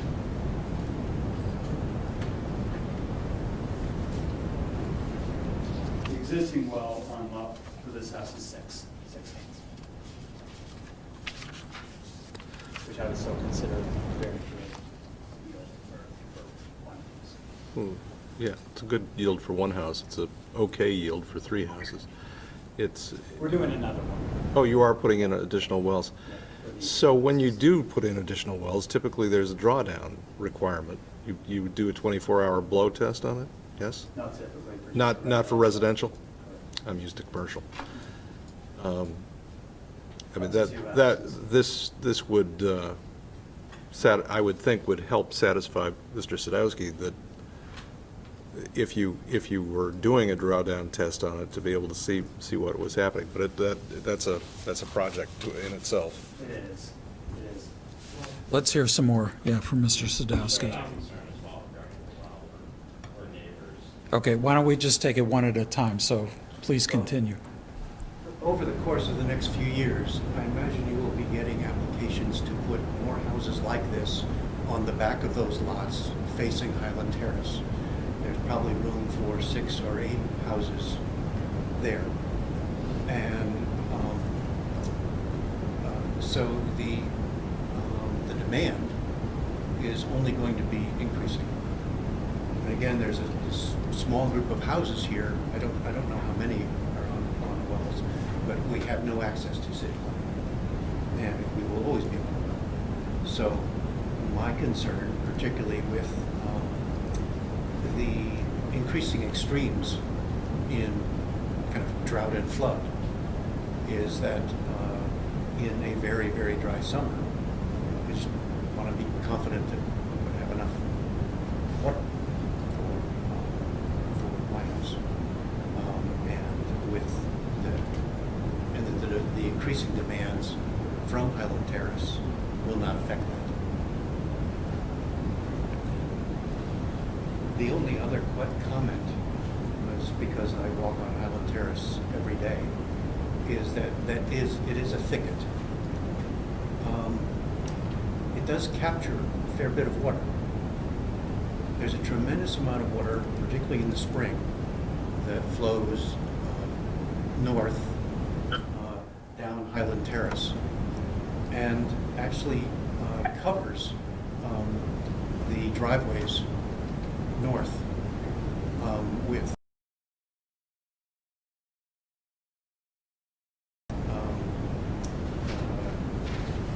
the water going over those driveways is it's incredible amount of ice. That getting rid of that thicket is only going to increase that flow.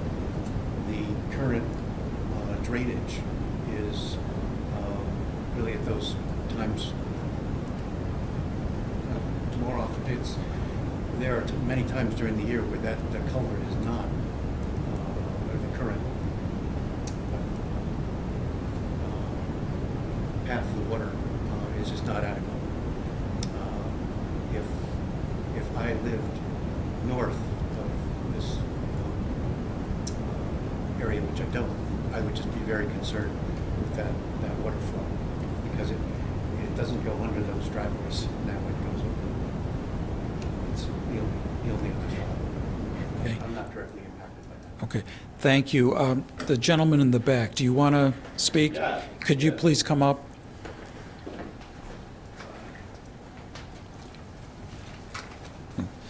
My name is Joseph. I live on 155 Highland Terrace. Can we have your last name, please? Levanway. Say that again? Levanway. Lavanway. Okay, go ahead. Frank did a really good job of summing up kind of the concerns that my wife and I have spoken about. One thing that we didn't speak about that he brought up was that water drainage coming down, going north, down Highland Terrace. There's some units that were put in down below at the end of the street, probably a year or two ago, right where those bushes are. Those are 2 units right now. And those driveways in the spring there's like at least a foot of water just sitting in those driveways where you can see where that little rock bed is. To the left of that is where there's 2 units that you can't see right now, looks like. So I think moving forward, that is a concern it's unfortunate that those individuals aren't here to speak to that, but I can contest that water does get pretty intense. And I can say for our well, to get water, we had to go 400 feet. So I think that water is a concern, especially with further development on the street. So I just basically want to concur with the sentiments expressed by Frank in regards to that, and I contest the validity of the concern regarding the runoff. Thank you. Anybody else from the public? Can I just ask, do you know what the yield of your well is? Corinne, do you know? What is it, 50? I don't know. I'd have to look at the documentation. Thank you. Yeah, we don't have a heavy stream, but we turn the pressure down pretty low, so it's hard to say. We'd have to look at our documentation. Okay, thank you. Okay. And Well, additionally, I just would like to say to Scott, as well, in terms of the thicket in the front, something that was maintained with the houses to the right of ours, was the the wood line in between. So I was just wondering if that was something that you guys were planning on maintaining, like in between the properties. Oh, yes, absolutely. Yeah. Yeah, I just wanted to ask you guys that. Oh, in between the, like, the Yeah. lot next door? Yes. Oh, yeah, Yeah. oh, sure. Yeah, because it's a good natural kind of Yep. fence, you know what I mean? Yeah, absolutely. So I think we're going to be continuing this hearing, which means that if any members of the public want to submit anything in writing to us before we close, they can do that. So if, for example, somebody had data about their well, they could submit that. So I think we're at the point now where I would entertain a motion to continue. So moved. Can I have a bit Date. of discussion? Does the board want more information on water supply? Well, the well drillers sort of, there is well information at the state level for yields from all the well drillers, and so it would be handy, I think it would be appropriate, to get the plan of what's out there and what the yields I are. provided it in my report, those numbers I read. Apologies, I didn't see that. It's In your the cover project area letter? of underwater supply. Yeah. It is in there, but, so I'd be it's, happy to read if it you to you. want to pull up the page 16 of the packet. I'm not sure if this is what John's asking for, which is why. 16 Yeah. of the packet. Maybe you need to see it on a map, or. we can Yeah, ask. so there's a little paragraph yeah. on page 16, towards the bottom of the page. Here it is. Oh, yeah. You want more than that or not? There's Well, more what I than was going to this- suggest, this I mean, project. that there are maps, you can get state maps showing. Yeah, that's where I got this Yeah, information from. well, I think this might become much less of an issue if you could provide that state map with all of the outputs, because, you know, when you're looking at well yields of 50 gallons per minute, that's a staggering amount of water. It is, I agree.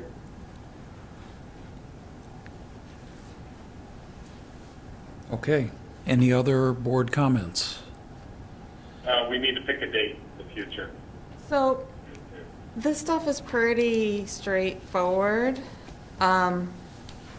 Generally, stuff needs to be to me basically tomorrow if we were to do it for March 4th, but since it sounds like these things can be done in a couple of days, and the hearing can be pretty quick, we can do it on March 4th if the board would like.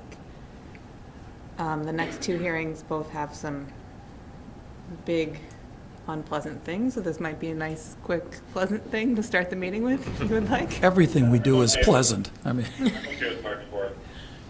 Yeah, I don't let's, think this will be a lot of work for me to add. let's try to get it at the front of the, Big unpleasant pack. things? Yeah, okay. okay, so let's, if we could, have a motion to continue to March 4th. I move we continue this SD 2004 to March 4th.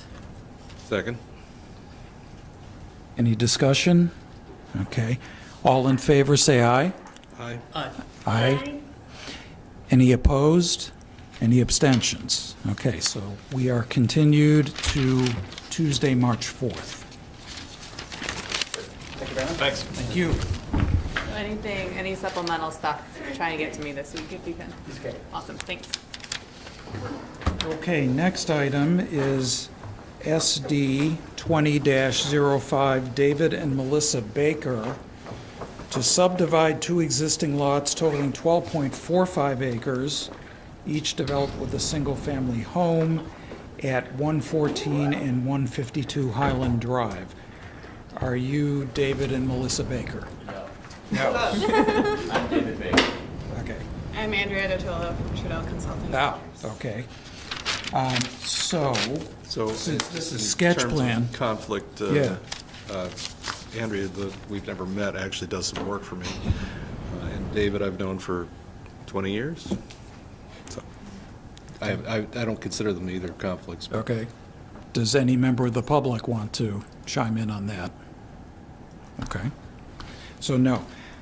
This is sketch plan, which means we do not need to swear in the representatives of the applicant. And so I would just ask that whoever's going to speak, please just give us a brief overview of the project. Yeah, so this is a fairly simple proposal. We're at 114 and 152 Highland Terrace, and we are proposing what's known as a two-lot subdivision, but we're proposing to transfer 4.21 acres from the existing Truder property to the Baker property. So currently, the Baker property, Lot 1, is 6.24 acres. The Truder property, Lot 2, is 6.21.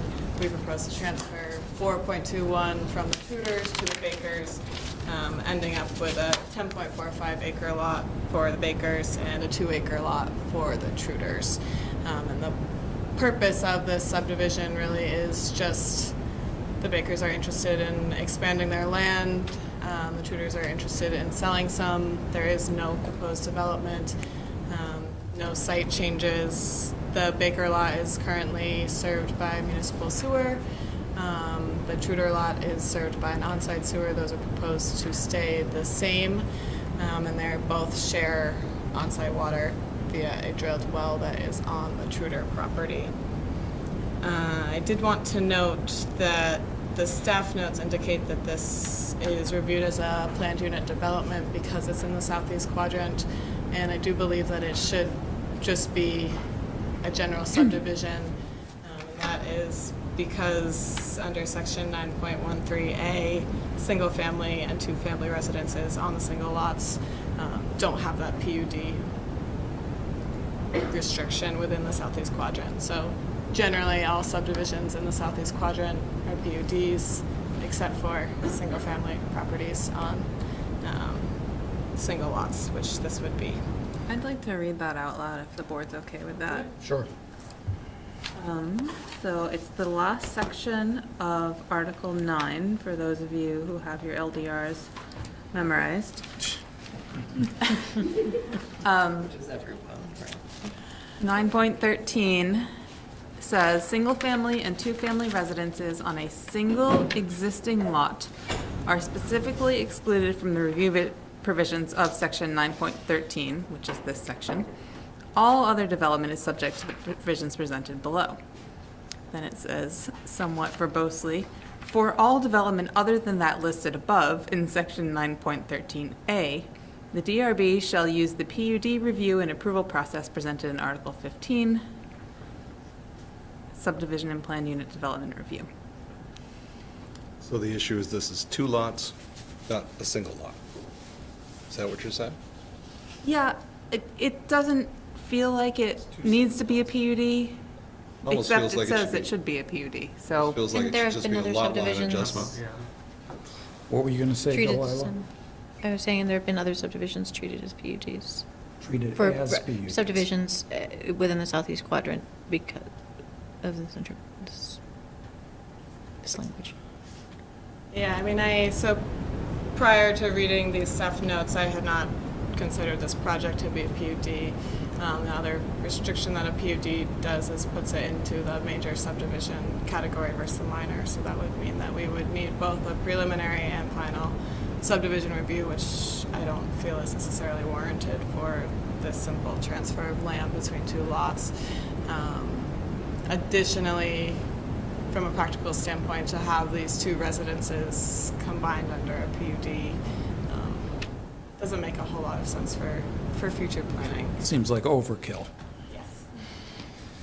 But if we're required to do that, we're going to have to do that. Yeah, so how would you interpret this section as it applies to this project? And this is sketch, so, you know, we can all think about it. But can't it just be a lot line adjustment? It can't. It changes the development potential of the property. Though it's sitting on a cliff? Yeah, because then the NRP can't be developed, but the total density of the property could be higher because of that land under the current regulations. May not be the case in a year. It'd be pretty tough to put another house on that lot. Can you want to project the section of the LDRs up onto the screen? This way might be from the network. In the network, okay. I do have one single copy, which. And we've got the LDRs here. I'm just going to put it up on the screen so everybody can see what the words are.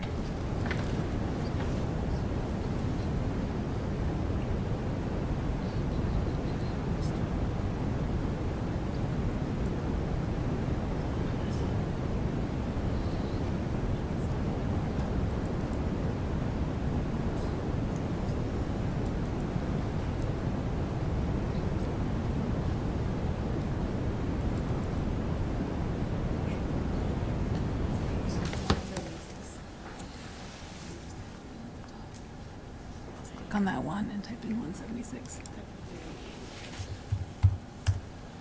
There you go.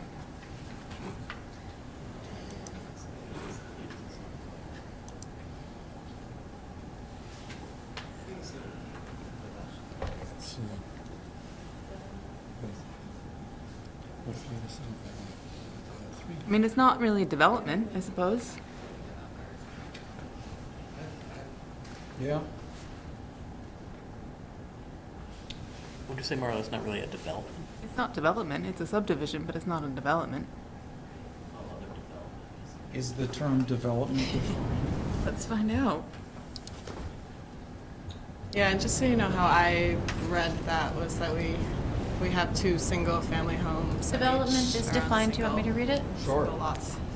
The carrying out of any change to improved or unimproved land, including but not limited to the construction, reconstruction, conversion, structural alteration, relocation, enlargement, or use of any structure or parking area. B, any mining, excavation, dredging, filling, grading, drilling, or any other land disturbance. C, any use or extension of the use of the land. Or D, the subdividing of land into 2 or more parcels. We were fine until D. Gotta wait for the We're end. not subdividing the land into 2 or more parcels. The land was 2 parcels, and it remains 2 parcels. There is no subdivision occurring. We're just adjusting. We're just adjusting the lot line. All right, well, if that's the case, then I Sound don't, like this is development. it's not development. So then Right. we don't have to worry about 9.13. Okay. And it's not a PUD, and we can move forward on that basis. It's actually a lot line adjustment. Yeah, it's a Right. boundary adjustment. Boundary line adjustment. Beautiful, we appreciate that. Okay, so staff comment number 1, you got to go to the city council before going to preliminary plat. Yes, and I would just note that that will not be final. Final. Can I ask a question? Why do they need to do that if it's Yeah. just a lot line adjustment? It's an existing lot? So it's a subdivision Because it's in terms of. in the area subject to interim zoning, and subdivisions are prohibited in the area subject to interim zoning without exemption from city council. It's not a I subdivision. thought we just said it, yeah. Huh.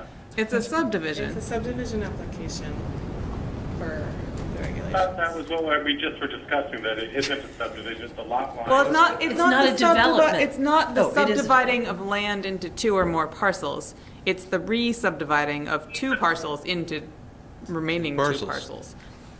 It's not subdividing. I think city council would pitch a fit if they didn't. I'm fine with that. Yeah, I think it would probably just make things go more smoothly if you did go to them. I can't imagine they would hold this up. I mean, I would hope they wouldn't hold this up. So far, everything in interim zoning that's gone to them has been moved to the next step So I with the can't imagine DRB. they're gonna hold it up, especially if they didn't hold it, they approved the one just down the road that actually added lots to, development lots to their site. Right. I guess I technically disagree with the notion that they have to go before city council, but if it's gonna throw a sticky wicket into it, then go get their blessing, I guess. I think we're advising you to go to city council. We were Yes. planning on going to city council. Since this is sketch plan, it's advisory anyway. Good. Second comment about the purpose, you already told us. Third comment, management plan suitable for recording at the next stage of review. Is that something you can provide? Definitely provide that. Comment 4, an area of extremely steep slopes being crossed by an irregular property line Staff recommends board discuss with the applicant whether bisecting the steep slopes protects the natural feature. Yeah, is there a purpose to the bump?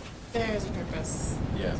So, first thing was that the Truders want to maintain 2.0 acres. That's thing one. So, if you just draw a straight line, you end up on the slope or down the slope. That slope is very steep behind our current property, and then it tapers off as you get over there. If we basically that jog allows us to have access by running along the top of the ridge, and then where the slope is easier, be able to go down there, as opposed to having to cut down trees and shave the bank or bring in gravel or whatever. So it's natural, it fits the terrain. Right, it fits the contour of the terrain. So that's why we did it. I would love to have a straight line too, but that was the only way to do it. If the board wanted to go out and walk in your backyard, would you care? Yeah. You'd be willing to let us do that? I'd love that. Is it staked out or anything? It's close. So there are some stakes that are a little bit off, because when we put them in place, we realized that still wasn't going to do the trick. So these lines don't match the stakes that are there. Yeah, right so now.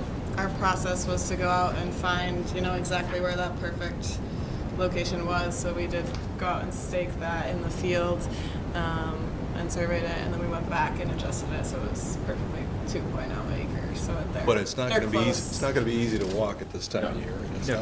not- It wouldn't be easy to walk any time of year, would it? I mean, It it's is pretty quite steep. yeah. If you follow that line, if you follow the stakes, it's a nice, easy walk. So you were saying you were gonna put in gravel and remove trees? No, that's what we'd have to do if we didn't have this, like, the only Straight way to bump. have, like, comfortable access for someone to walk down that's not, pretty rugged, would be to do something like that. So to avoid that, that's what this is. And just to say again, we are not proposing any development. I think if you buy more land, you might want to be able to walk down to it, and that's the reason for this jog line. Sounds logical to me. Yep. So does that also address the comment about the irregular lot line? Or were you trying to get to something else with that? So that was Marla? comment number 4. Right. And then comment number 5 was about subdivision criteria 6, which is open space areas should be located in such a way so to maximize opportunities for creating open spaces between adjoining parcels and stream buffer areas. I mean, the presence of a lot line doesn't necessarily affect open spaces. It is a little strange, but, if the board's comfortable with it, this isn't the hill I'm gonna die on. It's just a line on the map, right? I mean, so from the silence, I'm going to infer that the board is okay with that. And, I'm okay with that. okay, thank you, Mark. That was the last of the 5 staff comments. If this was a subdivision, if this was not a subdivision, if this is a lot line adjustment, they can go to preliminary and final all at once, right? They can do, if it's not a PUD, it's just a minor, and then there's only sketch and final. So are we saying they can go to final next? The board concludes the meeting, yeah. I'd say so. But they don't do anything concluding because it's a sketch. We'll just say that it's concluded. Yep. Oh, yeah. Right. So we just, at this point, we conclude the sketch plan review. Have you gotten all the questions you had answered? Yeah, that was Yeah. from Public us. comments, I guess? Okay, sorry, yes. Anyone from the public who would like to comment on this application? None. Okay. So now I can say that we've completed the sketch plan review. Thank you for your time. Thank you. And the last item on the agenda, thank you for your patience, sketch plan application SD 20-06 of Thomas and Kimberly Phillips. I am not going to assume that you are Thomas and Kimberly Phillips, but I think in this case it probably would be right if I did. Or else they have a boring life and just wanted to sit. We just wanted to hang out tonight. There's nothing better going on in Sobu tonight than this. Okay, so this is a sketch plan application, subdivide an existing 2-acre lot, develop with a single-family home into 2 lots for the purpose of constructing a new single-family home on the .9-acre lot at 1430 Spear Street. So please tell us a little bit about your proposal. We bought the house probably a year and a half ago, almost 2 years ago. We thought we had 2 lots. We had a surveyed lot, the second one, the empty lot. And then we found out that it had been joined. Maybe in the 80s there was something they did about joining it. I'm not sure how that all works. So we were going through a subdivision. We thought we had bought a house and a lot. We found out we hadn't. But did you get 2 deeds? No. Well, Got a s- in the deed, it does say lot 1 and Lot lot 1, 2. Lot 2, it says it in the deed. It does. But between And our there's a survey attorney, on the side. yeah, between our attorney and the city attorney, Came to the determination well, the that you city really... attorney came to the decision that this is 1 lot. It's explained in the staff comments. Effectively, there's a provision in state law that says if minimum lot size, if there's 2 adjoining lots with the same property owner and minimum lot sizes are not met, the lots are automatically dissolved into 1 lot. Now, the minimum lot size is smaller than it was, so they no longer need to be combined, but they don't automatically uncombine. So they have to go through the subdivision process to re-subdivide them. Sorry. Wow. The wheels of Yeah. bureaucracy. So we went to, with the interim zoning, we went through that, and they voted 7-0 on this too. And we thought we just needed a Mylar for the DRB. But we had a lot more we had to go through. We had to resurvey. The second lot, Lot 2, was surveyed originally, and the first lot was an old one that we couldn't even find the pins and everything. So we resurveyed the whole thing, and while we were doing it, we adjusted the lines. The second lot was very narrow in the front. Really, to tell you the truth, I don't think the main house might have not made the 10-foot setback. It was real close. So what we did, we resurveyed. We had to make sure we went to the eve of the house and went 10 feet. So that's why there's a little jog in that line now. We made the front a little wider. There's a tree line that was a natural place. There's the power is right there, the sewer is right there. Everything's right where we moved the front line on the road to. So it helps for all the services that they don't need right-of-ways through our property and us not needing them from them. So a lot of it made sense to do it. Great little location. You don't even know it's there. So we've been through Justin Robidoux. We've talked to him. We've had Todd out there. We've had Jay out there. Dave Wheeler came out. And we've got allocation letters. Everybody says we can hook up. They all want to sell their services, of course. So let's see. I see you have these red line questions. Yeah. I don't know if you want to go through those now. Yeah, why don't we go through those? Yeah, okay. Thank So you. number 1, staff considers the proposed lot can likely be developed with a single-family home while meeting the lot coverage maximums, but recommends that you demonstrate a theoretical configuration in order to demonstrate that it is achievable before, I assume, final plat approval. This is in the SEQ, so it's that same, must be a PUD thing. Yeah, but this really must be a PUD. Yeah, Because this they is are proposing development. development. Yeah. Well, it's development and it really is a single lot going into 2, so. That's right. Right, so preliminary and final, but you're welcome to combine preliminary and final. Right. So at the next stage of review, staff recommends that we ask the applicant to show that they can meet the lot coverage maximums with an actual demonstration. Is that okay? Yeah, I thought. Isn't that what the survey does? So it would be showing on the, Delila, could you pull up the plan? Yeah. So basically showing either a building envelope or a building footprint to say this is sort of a theoretical. Thank you. Yeah, this was just done. I don't know, the lot's gonna go up for sale, so I'm not sure if the people want to build exactly in that spot. I think they can push it back. No, it's theoretical anyway. Showing it's possible. And you've got 100 feet across the back of that lot, so you must have more than 100 feet across the front. Yeah. Yeah, it's 120 in the front. Yeah. Are we required to figure out whether it's feasible or not? Well, meeting the the setback. board should not be approving subdivisions that creates undevelopable lots unless No, there's but a I'm reason for it. saying it's over 100 feet width. Right, if You you're can- satisfied that it can be done without a plan, then that's fine. I'm totally satisfied. Okay.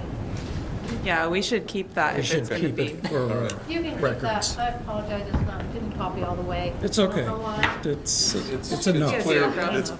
it's clear you did it. It's enough. Okay, so we're going to move past that. Setback requirements, 20-foot front, 30-foot rear, 10-foot side.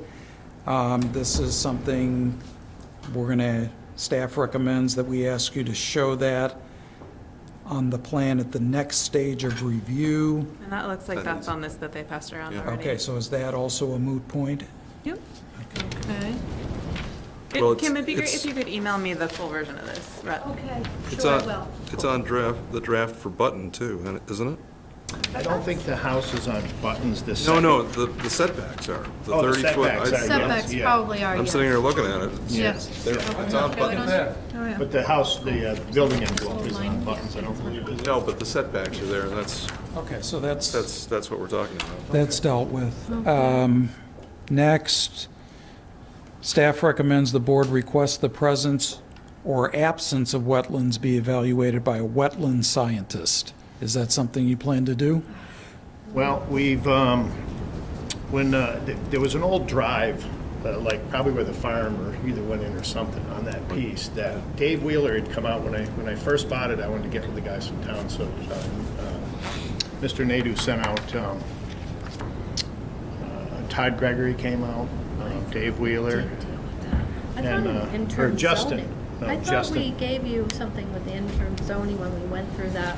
It was a map from the wetlands, and, because they asked the same question at the interim zoning. The city council? Yeah.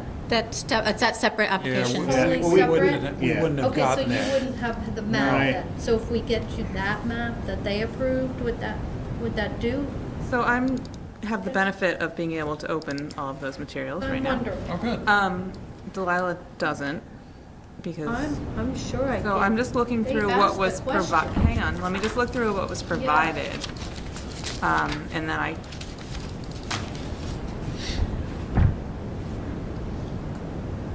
And I I see an guess, existing condition, this is not the right application, I'm sorry, I opened the wrong one.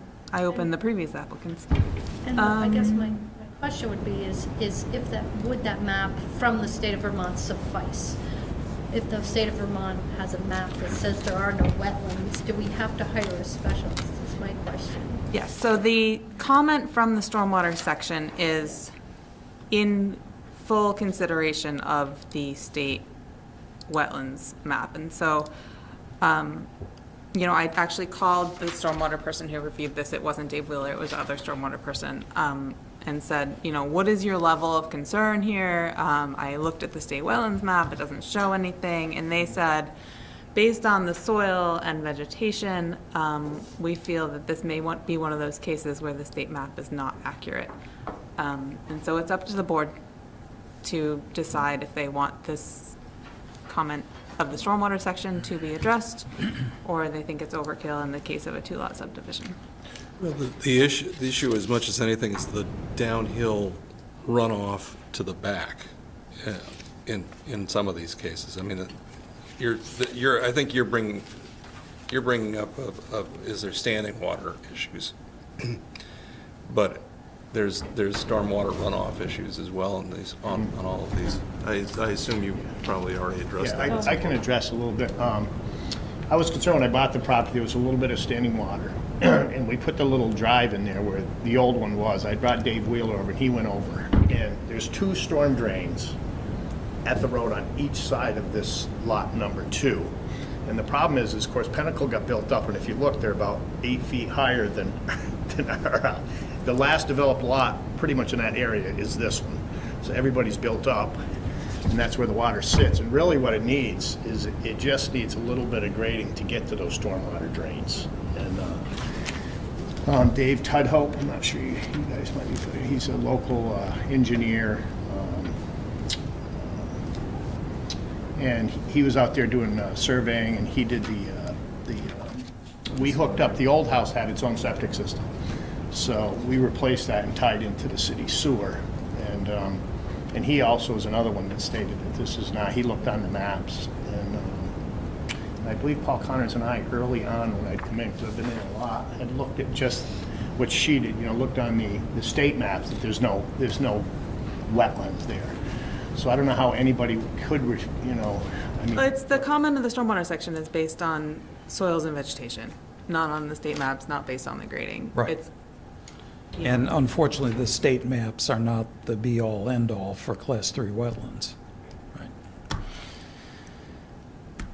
But then the stormwater comment goes on to say, a considerable amount of clearing and excavation fill occurred on this boundary, potentially making a determination difficult. We all know Class 3 wetlands are considered to have low functions and values. Maybe this is something where we let it go. I know you all received the comment letter that I sent around today. There's some considerations there.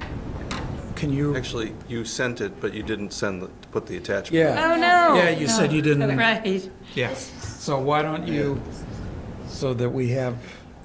Now, do we have a local scientist? I'm not sure who is, I mean, I had an engineer look at it, and I've had your city engineer look at it. I'm not sure who else can tell me that There it's not. are people who delineate wetlands for a living, but let's see what the comment was. In the handouts folder. Yeah, you could have written me back and said you forgot to attach it. I read it that you did it on purpose. It's not. Yeah, that was my reading too. I know. I mean, that's way thought, oh, Marla. It's right on that. It's right next door. I'm surprised you didn't come tonight to the meeting. Leave it up slowly for the board to take a look.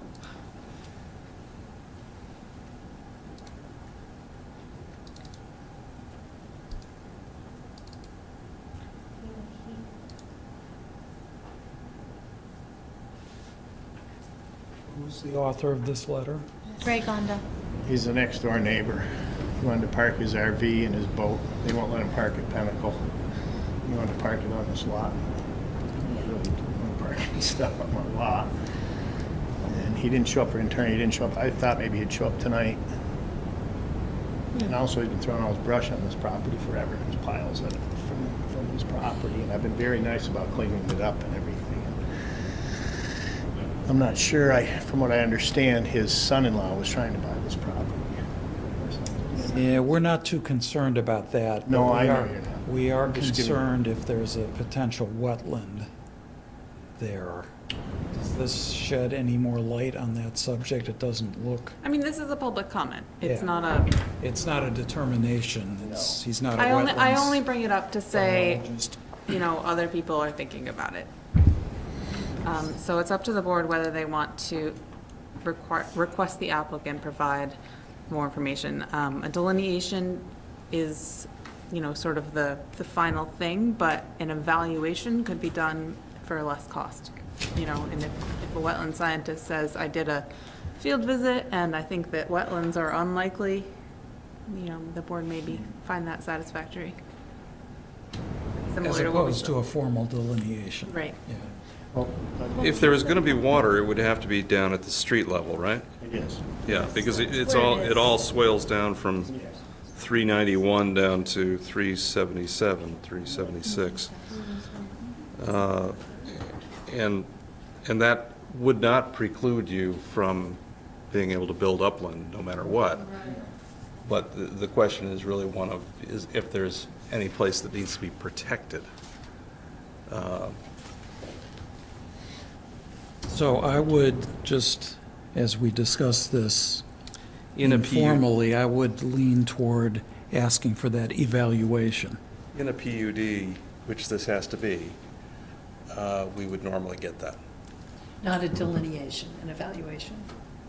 At least an evaluation, if it turns out that there's something there, then a delineation. Right. Yeah. I mean, I think if this was on the map already or on the, identified in the comprehensive plan or something, that we want more of the delineation. I'd be very surprised if there was anything that was, there's not going to be class 3, but there could be some vegetation down there that is considered wetland vegetation, and then you might have to deal with it for where your curb cut is. Right. Well, I was given permission to put the, to fill, it was, the old road needed a little bit of work, so we put down some fabric and a couple of some Sure-Pack there, just so we could drive in on that first area. Dave Wheeler, I mean, he's the one I talked to that said it was okay to put, to ask for a driveway permit. I guess there wasn't. I asked if I had to put a culvert across, and he said it wasn't. And he said the road made the dam there. It's pretty much as they built the road up, and all the water is against the road. So, Well, just so you're clear, you're in front of the group that actually makes the final decisions. yeah.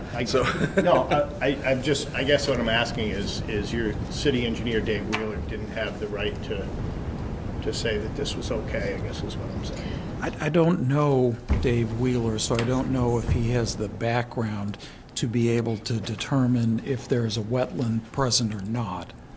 Marla or Delilah, do you know? I don't know that he really does. I think the other person that did review this in the stormwater section has a little bit more of a wetlandy background. But again, they're the stormwater section, and these are advisements. I guess my question would be is, what if that water is all caused by the city and how they let everybody else build up around there? Yep, doesn't matter. It doesn't matter. Yeah, sorry. Because they just did a work on the retention pond right there too, and they left the bank Yeah, of the and retention this pond is, high. if you were across the street and you had a downhill neighbors, those downhill neighbors have been vastly impacted by things just like this. And when they go to redevelop, they have to deal with water or whatever, so. So mitigation is something that we have to understand. Okay. Human activities can create wetlands, That's right. unfortunately. What is the exact suggestion on that so that I can? Well, any one of the engineers that you saw tonight could help you. Oh, so we need an engineer?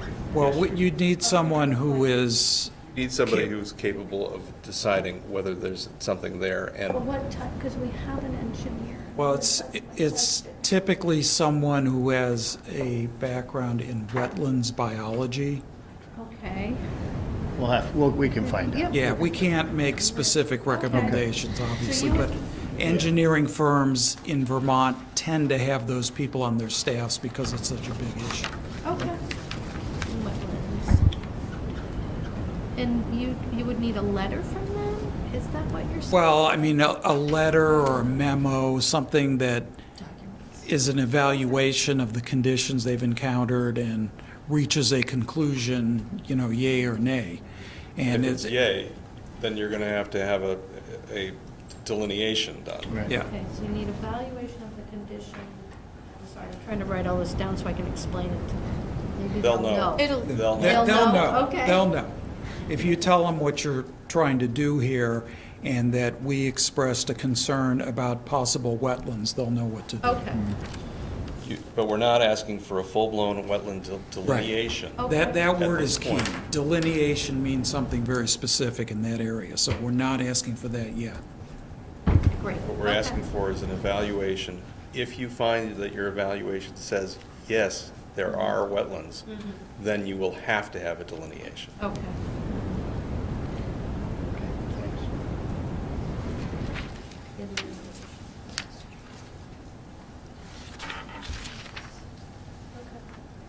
Okay, just moving on to the next comment.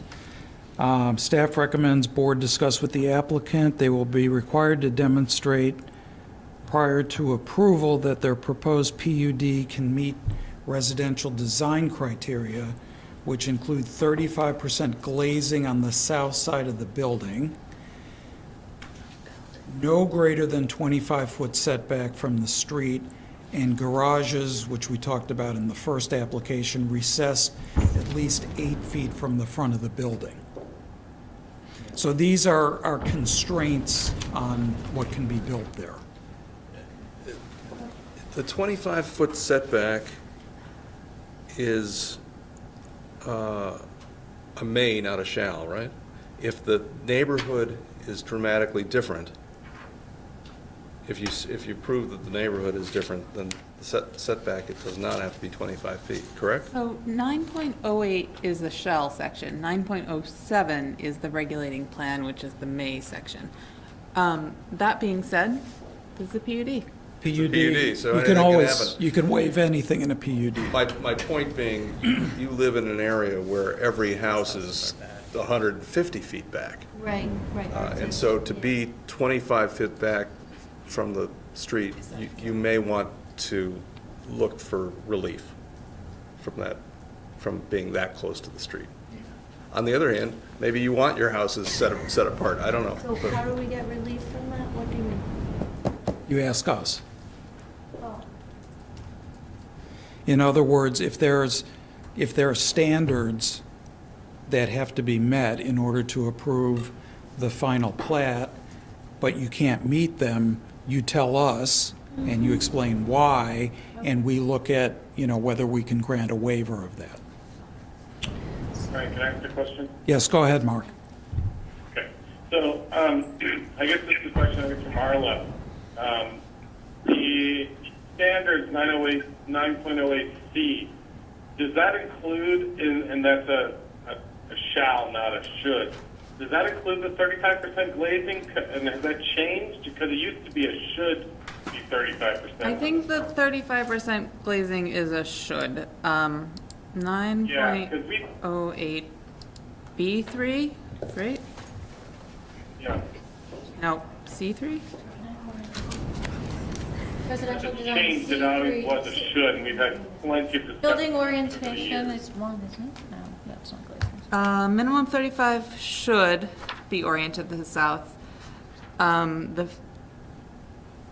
building should be set back a maximum of 25 feet, and then the placement of garages must be 8 feet beyond the building line. Right. Okay. So they're design standards for criteria because it's presented as good design, principles. But there's a should as opposed to a shall. Except for the garages, which is a must. Requirement. Right. So, I mean, the 35% glazing is a nice thing, but I know that we've had discussion over the years that it actually sometimes makes it difficult to meet the strict stretch energy code.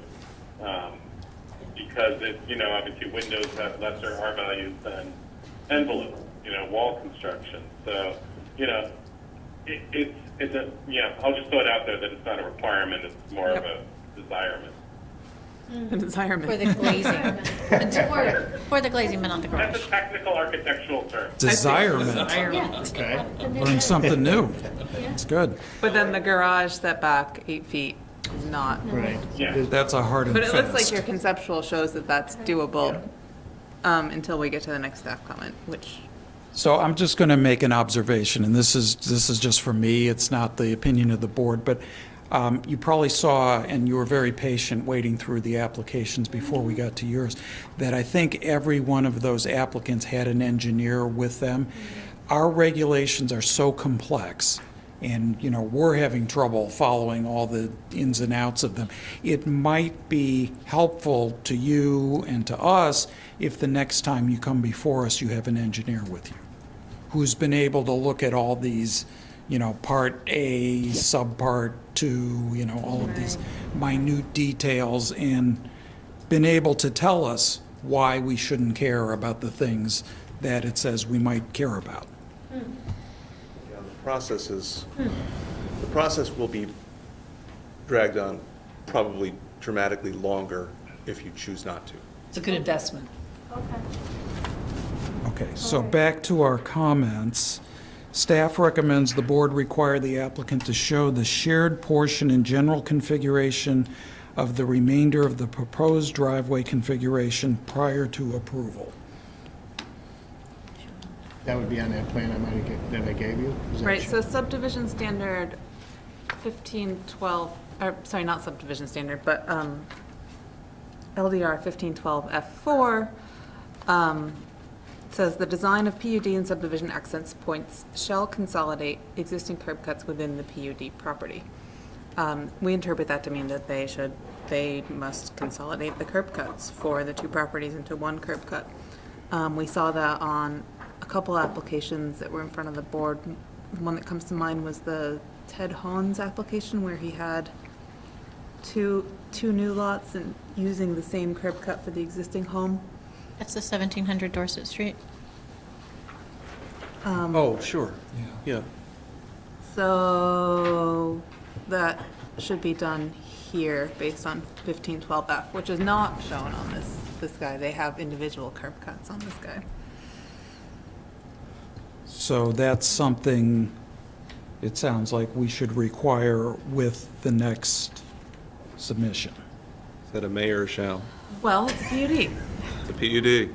We can do So whatever. it's a shell unless it's, Unless unless they it's show PUD. reason, unless they show reason why it's better to be the other way. Yeah. And that's where I think, again, an engineer could really help you through that process.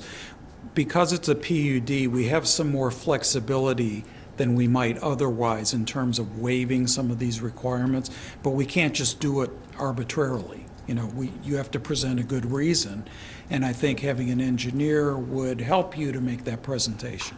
in this case, you know, it's hard to argue that a shared curb cut is a bad thing. Yeah. Because it's, you know, I go down Spear Street in the morning on my way to work, and it is difficult to get out of a lot of those driveways. My heart goes out to some of those people. You know, to add another curb cut there is just making it worse. Yeah, I agree with you, Marla, and also the existing curb cut and the existing house is set so far back that, you know, you're doing a shared one to access the second lot and the second house, you know, isn't going to be much of an impact. Yeah, and you've got enough protection in terms of landscaping and so forth that it's still, even if you come in, you can still create privacy to either direction. So a shared curb cut could make a lot of sense there. You think it makes a lot of sense You to have a do? shared driveway?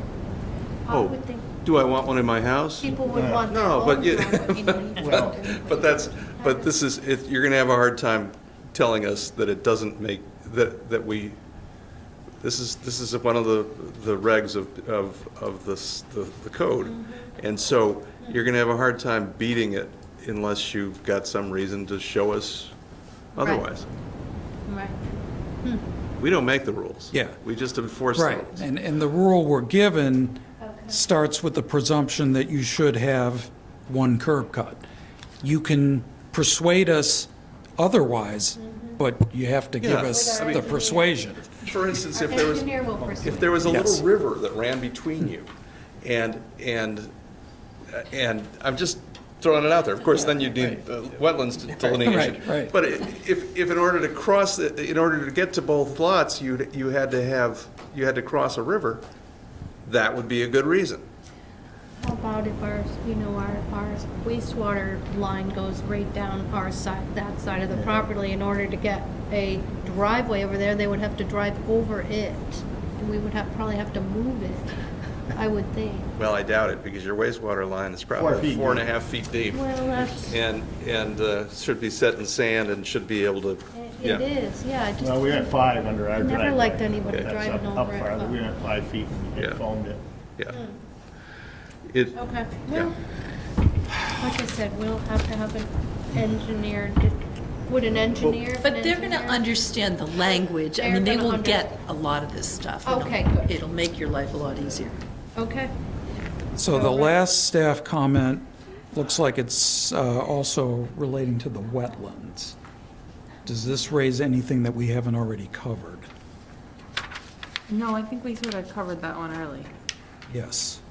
I did get a comment from the fire department. They note that if the home is more than 150 feet back from the road, it'll have to be sprinklered. So, just an FYI. Okay. A new home, or is even the existing one created by this subdivision? Well, the existing home wouldn't be moved, so just the new home. Yeah, so then All new homes that are 150 feet off the road are sprinkled, the whole house? Well, then, yeah. Actually, a lot of homes are now sprinklered, yeah. Yeah. Makes sense. Mine's built in 1864. Yeah, It's right. not- Ours is too. It's a residential sprinkler system, which is a lot cheaper than you're thinking.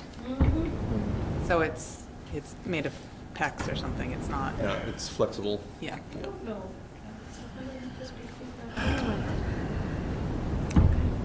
So,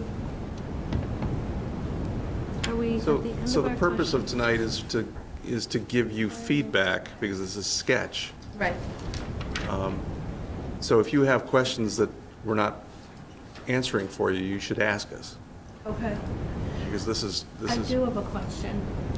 I have a question about the curb cuts. If our engineer does come with us next time and explains why we shouldn't have a combined driveway, how do we,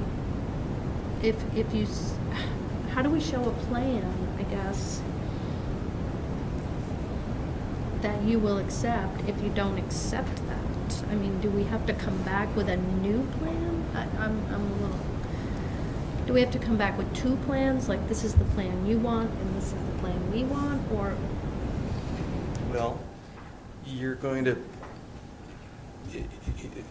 yes, you're going to come back with two plans. Yes, okay. If you think you've got a great answer for why separate curb cuts are going to be accepted, then you're going to need a plan to show that. If they're not, if they weren't accepted, we would have to continue that and in order to get the other plan, or honestly, an engineer in very short order can make both plans. This is, once they've got the layout, laying out that curb cut is not that hard.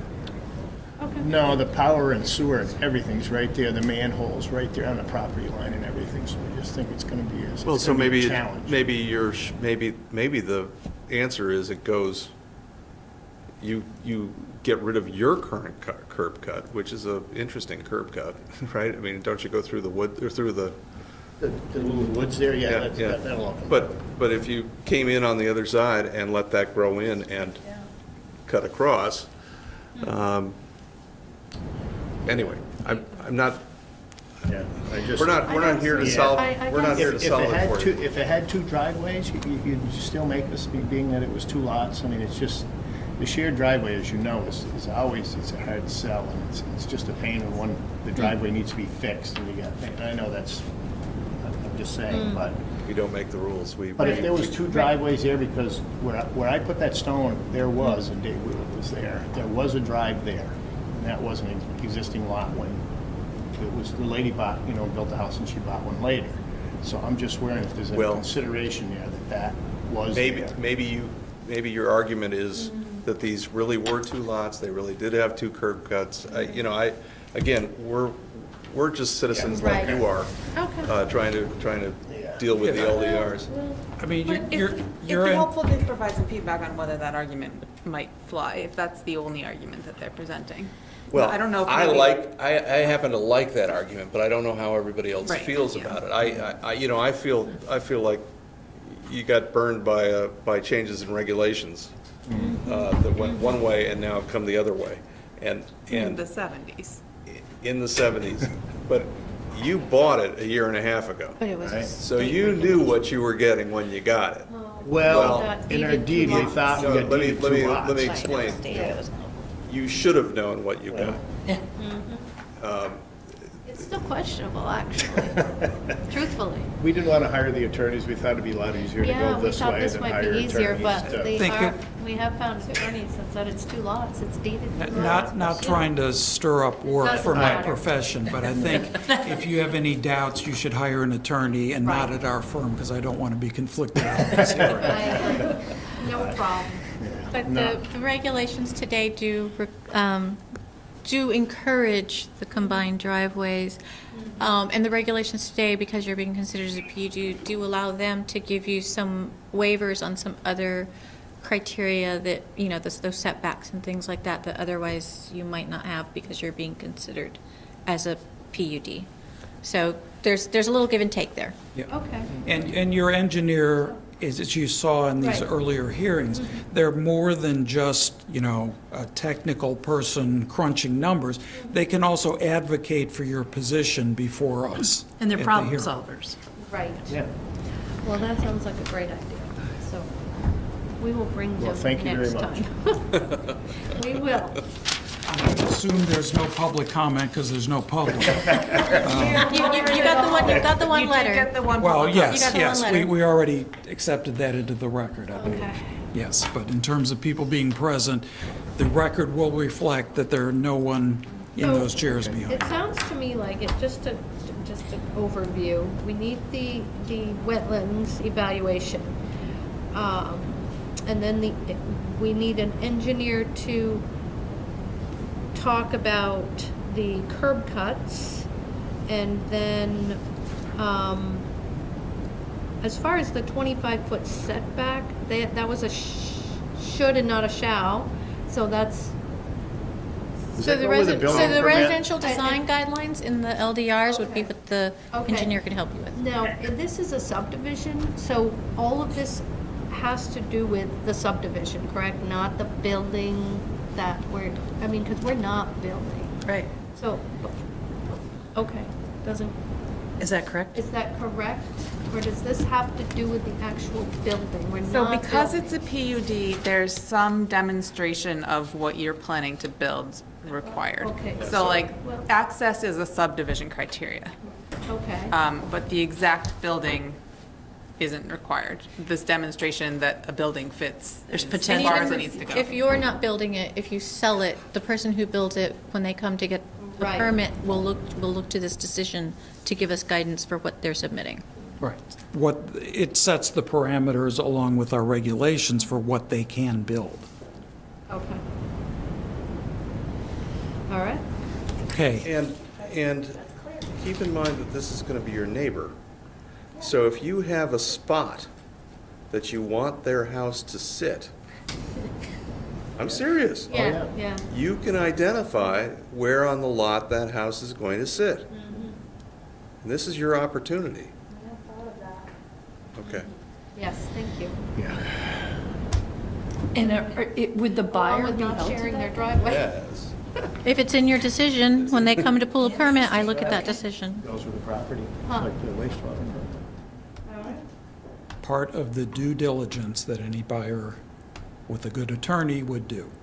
So, in any event, I think we've kept you folks a long time. Thank you again for your patience. Thank I you. think at this point, we can conclude the sketch plan review. So we look forward to seeing you again at a later hearing. Do we want to get on the agenda for, what do you think? So you need to submit an application. Oh, okay. All right.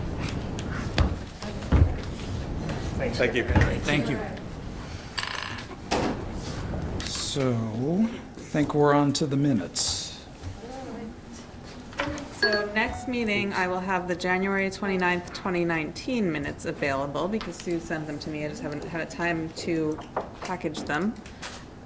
Sue, you got those February 2019 minutes a-coming? As soon as I can figure out how to access them, because the instructions I have with the Windows 8 and Windows 10, all those little things I'm supposed to push have different names and I don't know what they are. Okay, well, reach And Al out, has reach been out on for help. vacation. Yeah, reach out for help because the farther we get, the less Al our was memories. away And I couldn't get hold of whatever his account was. I can't remember. There. Larry, okay. So February 4th minutes then, Yep. from the last meeting. Any comments?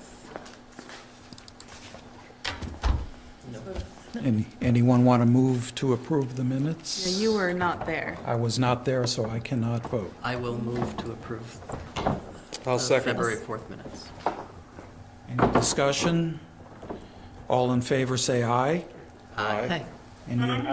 Any opposed? And I'm abstaining because I wasn't at the meeting. Anything else? Other business? Nothing.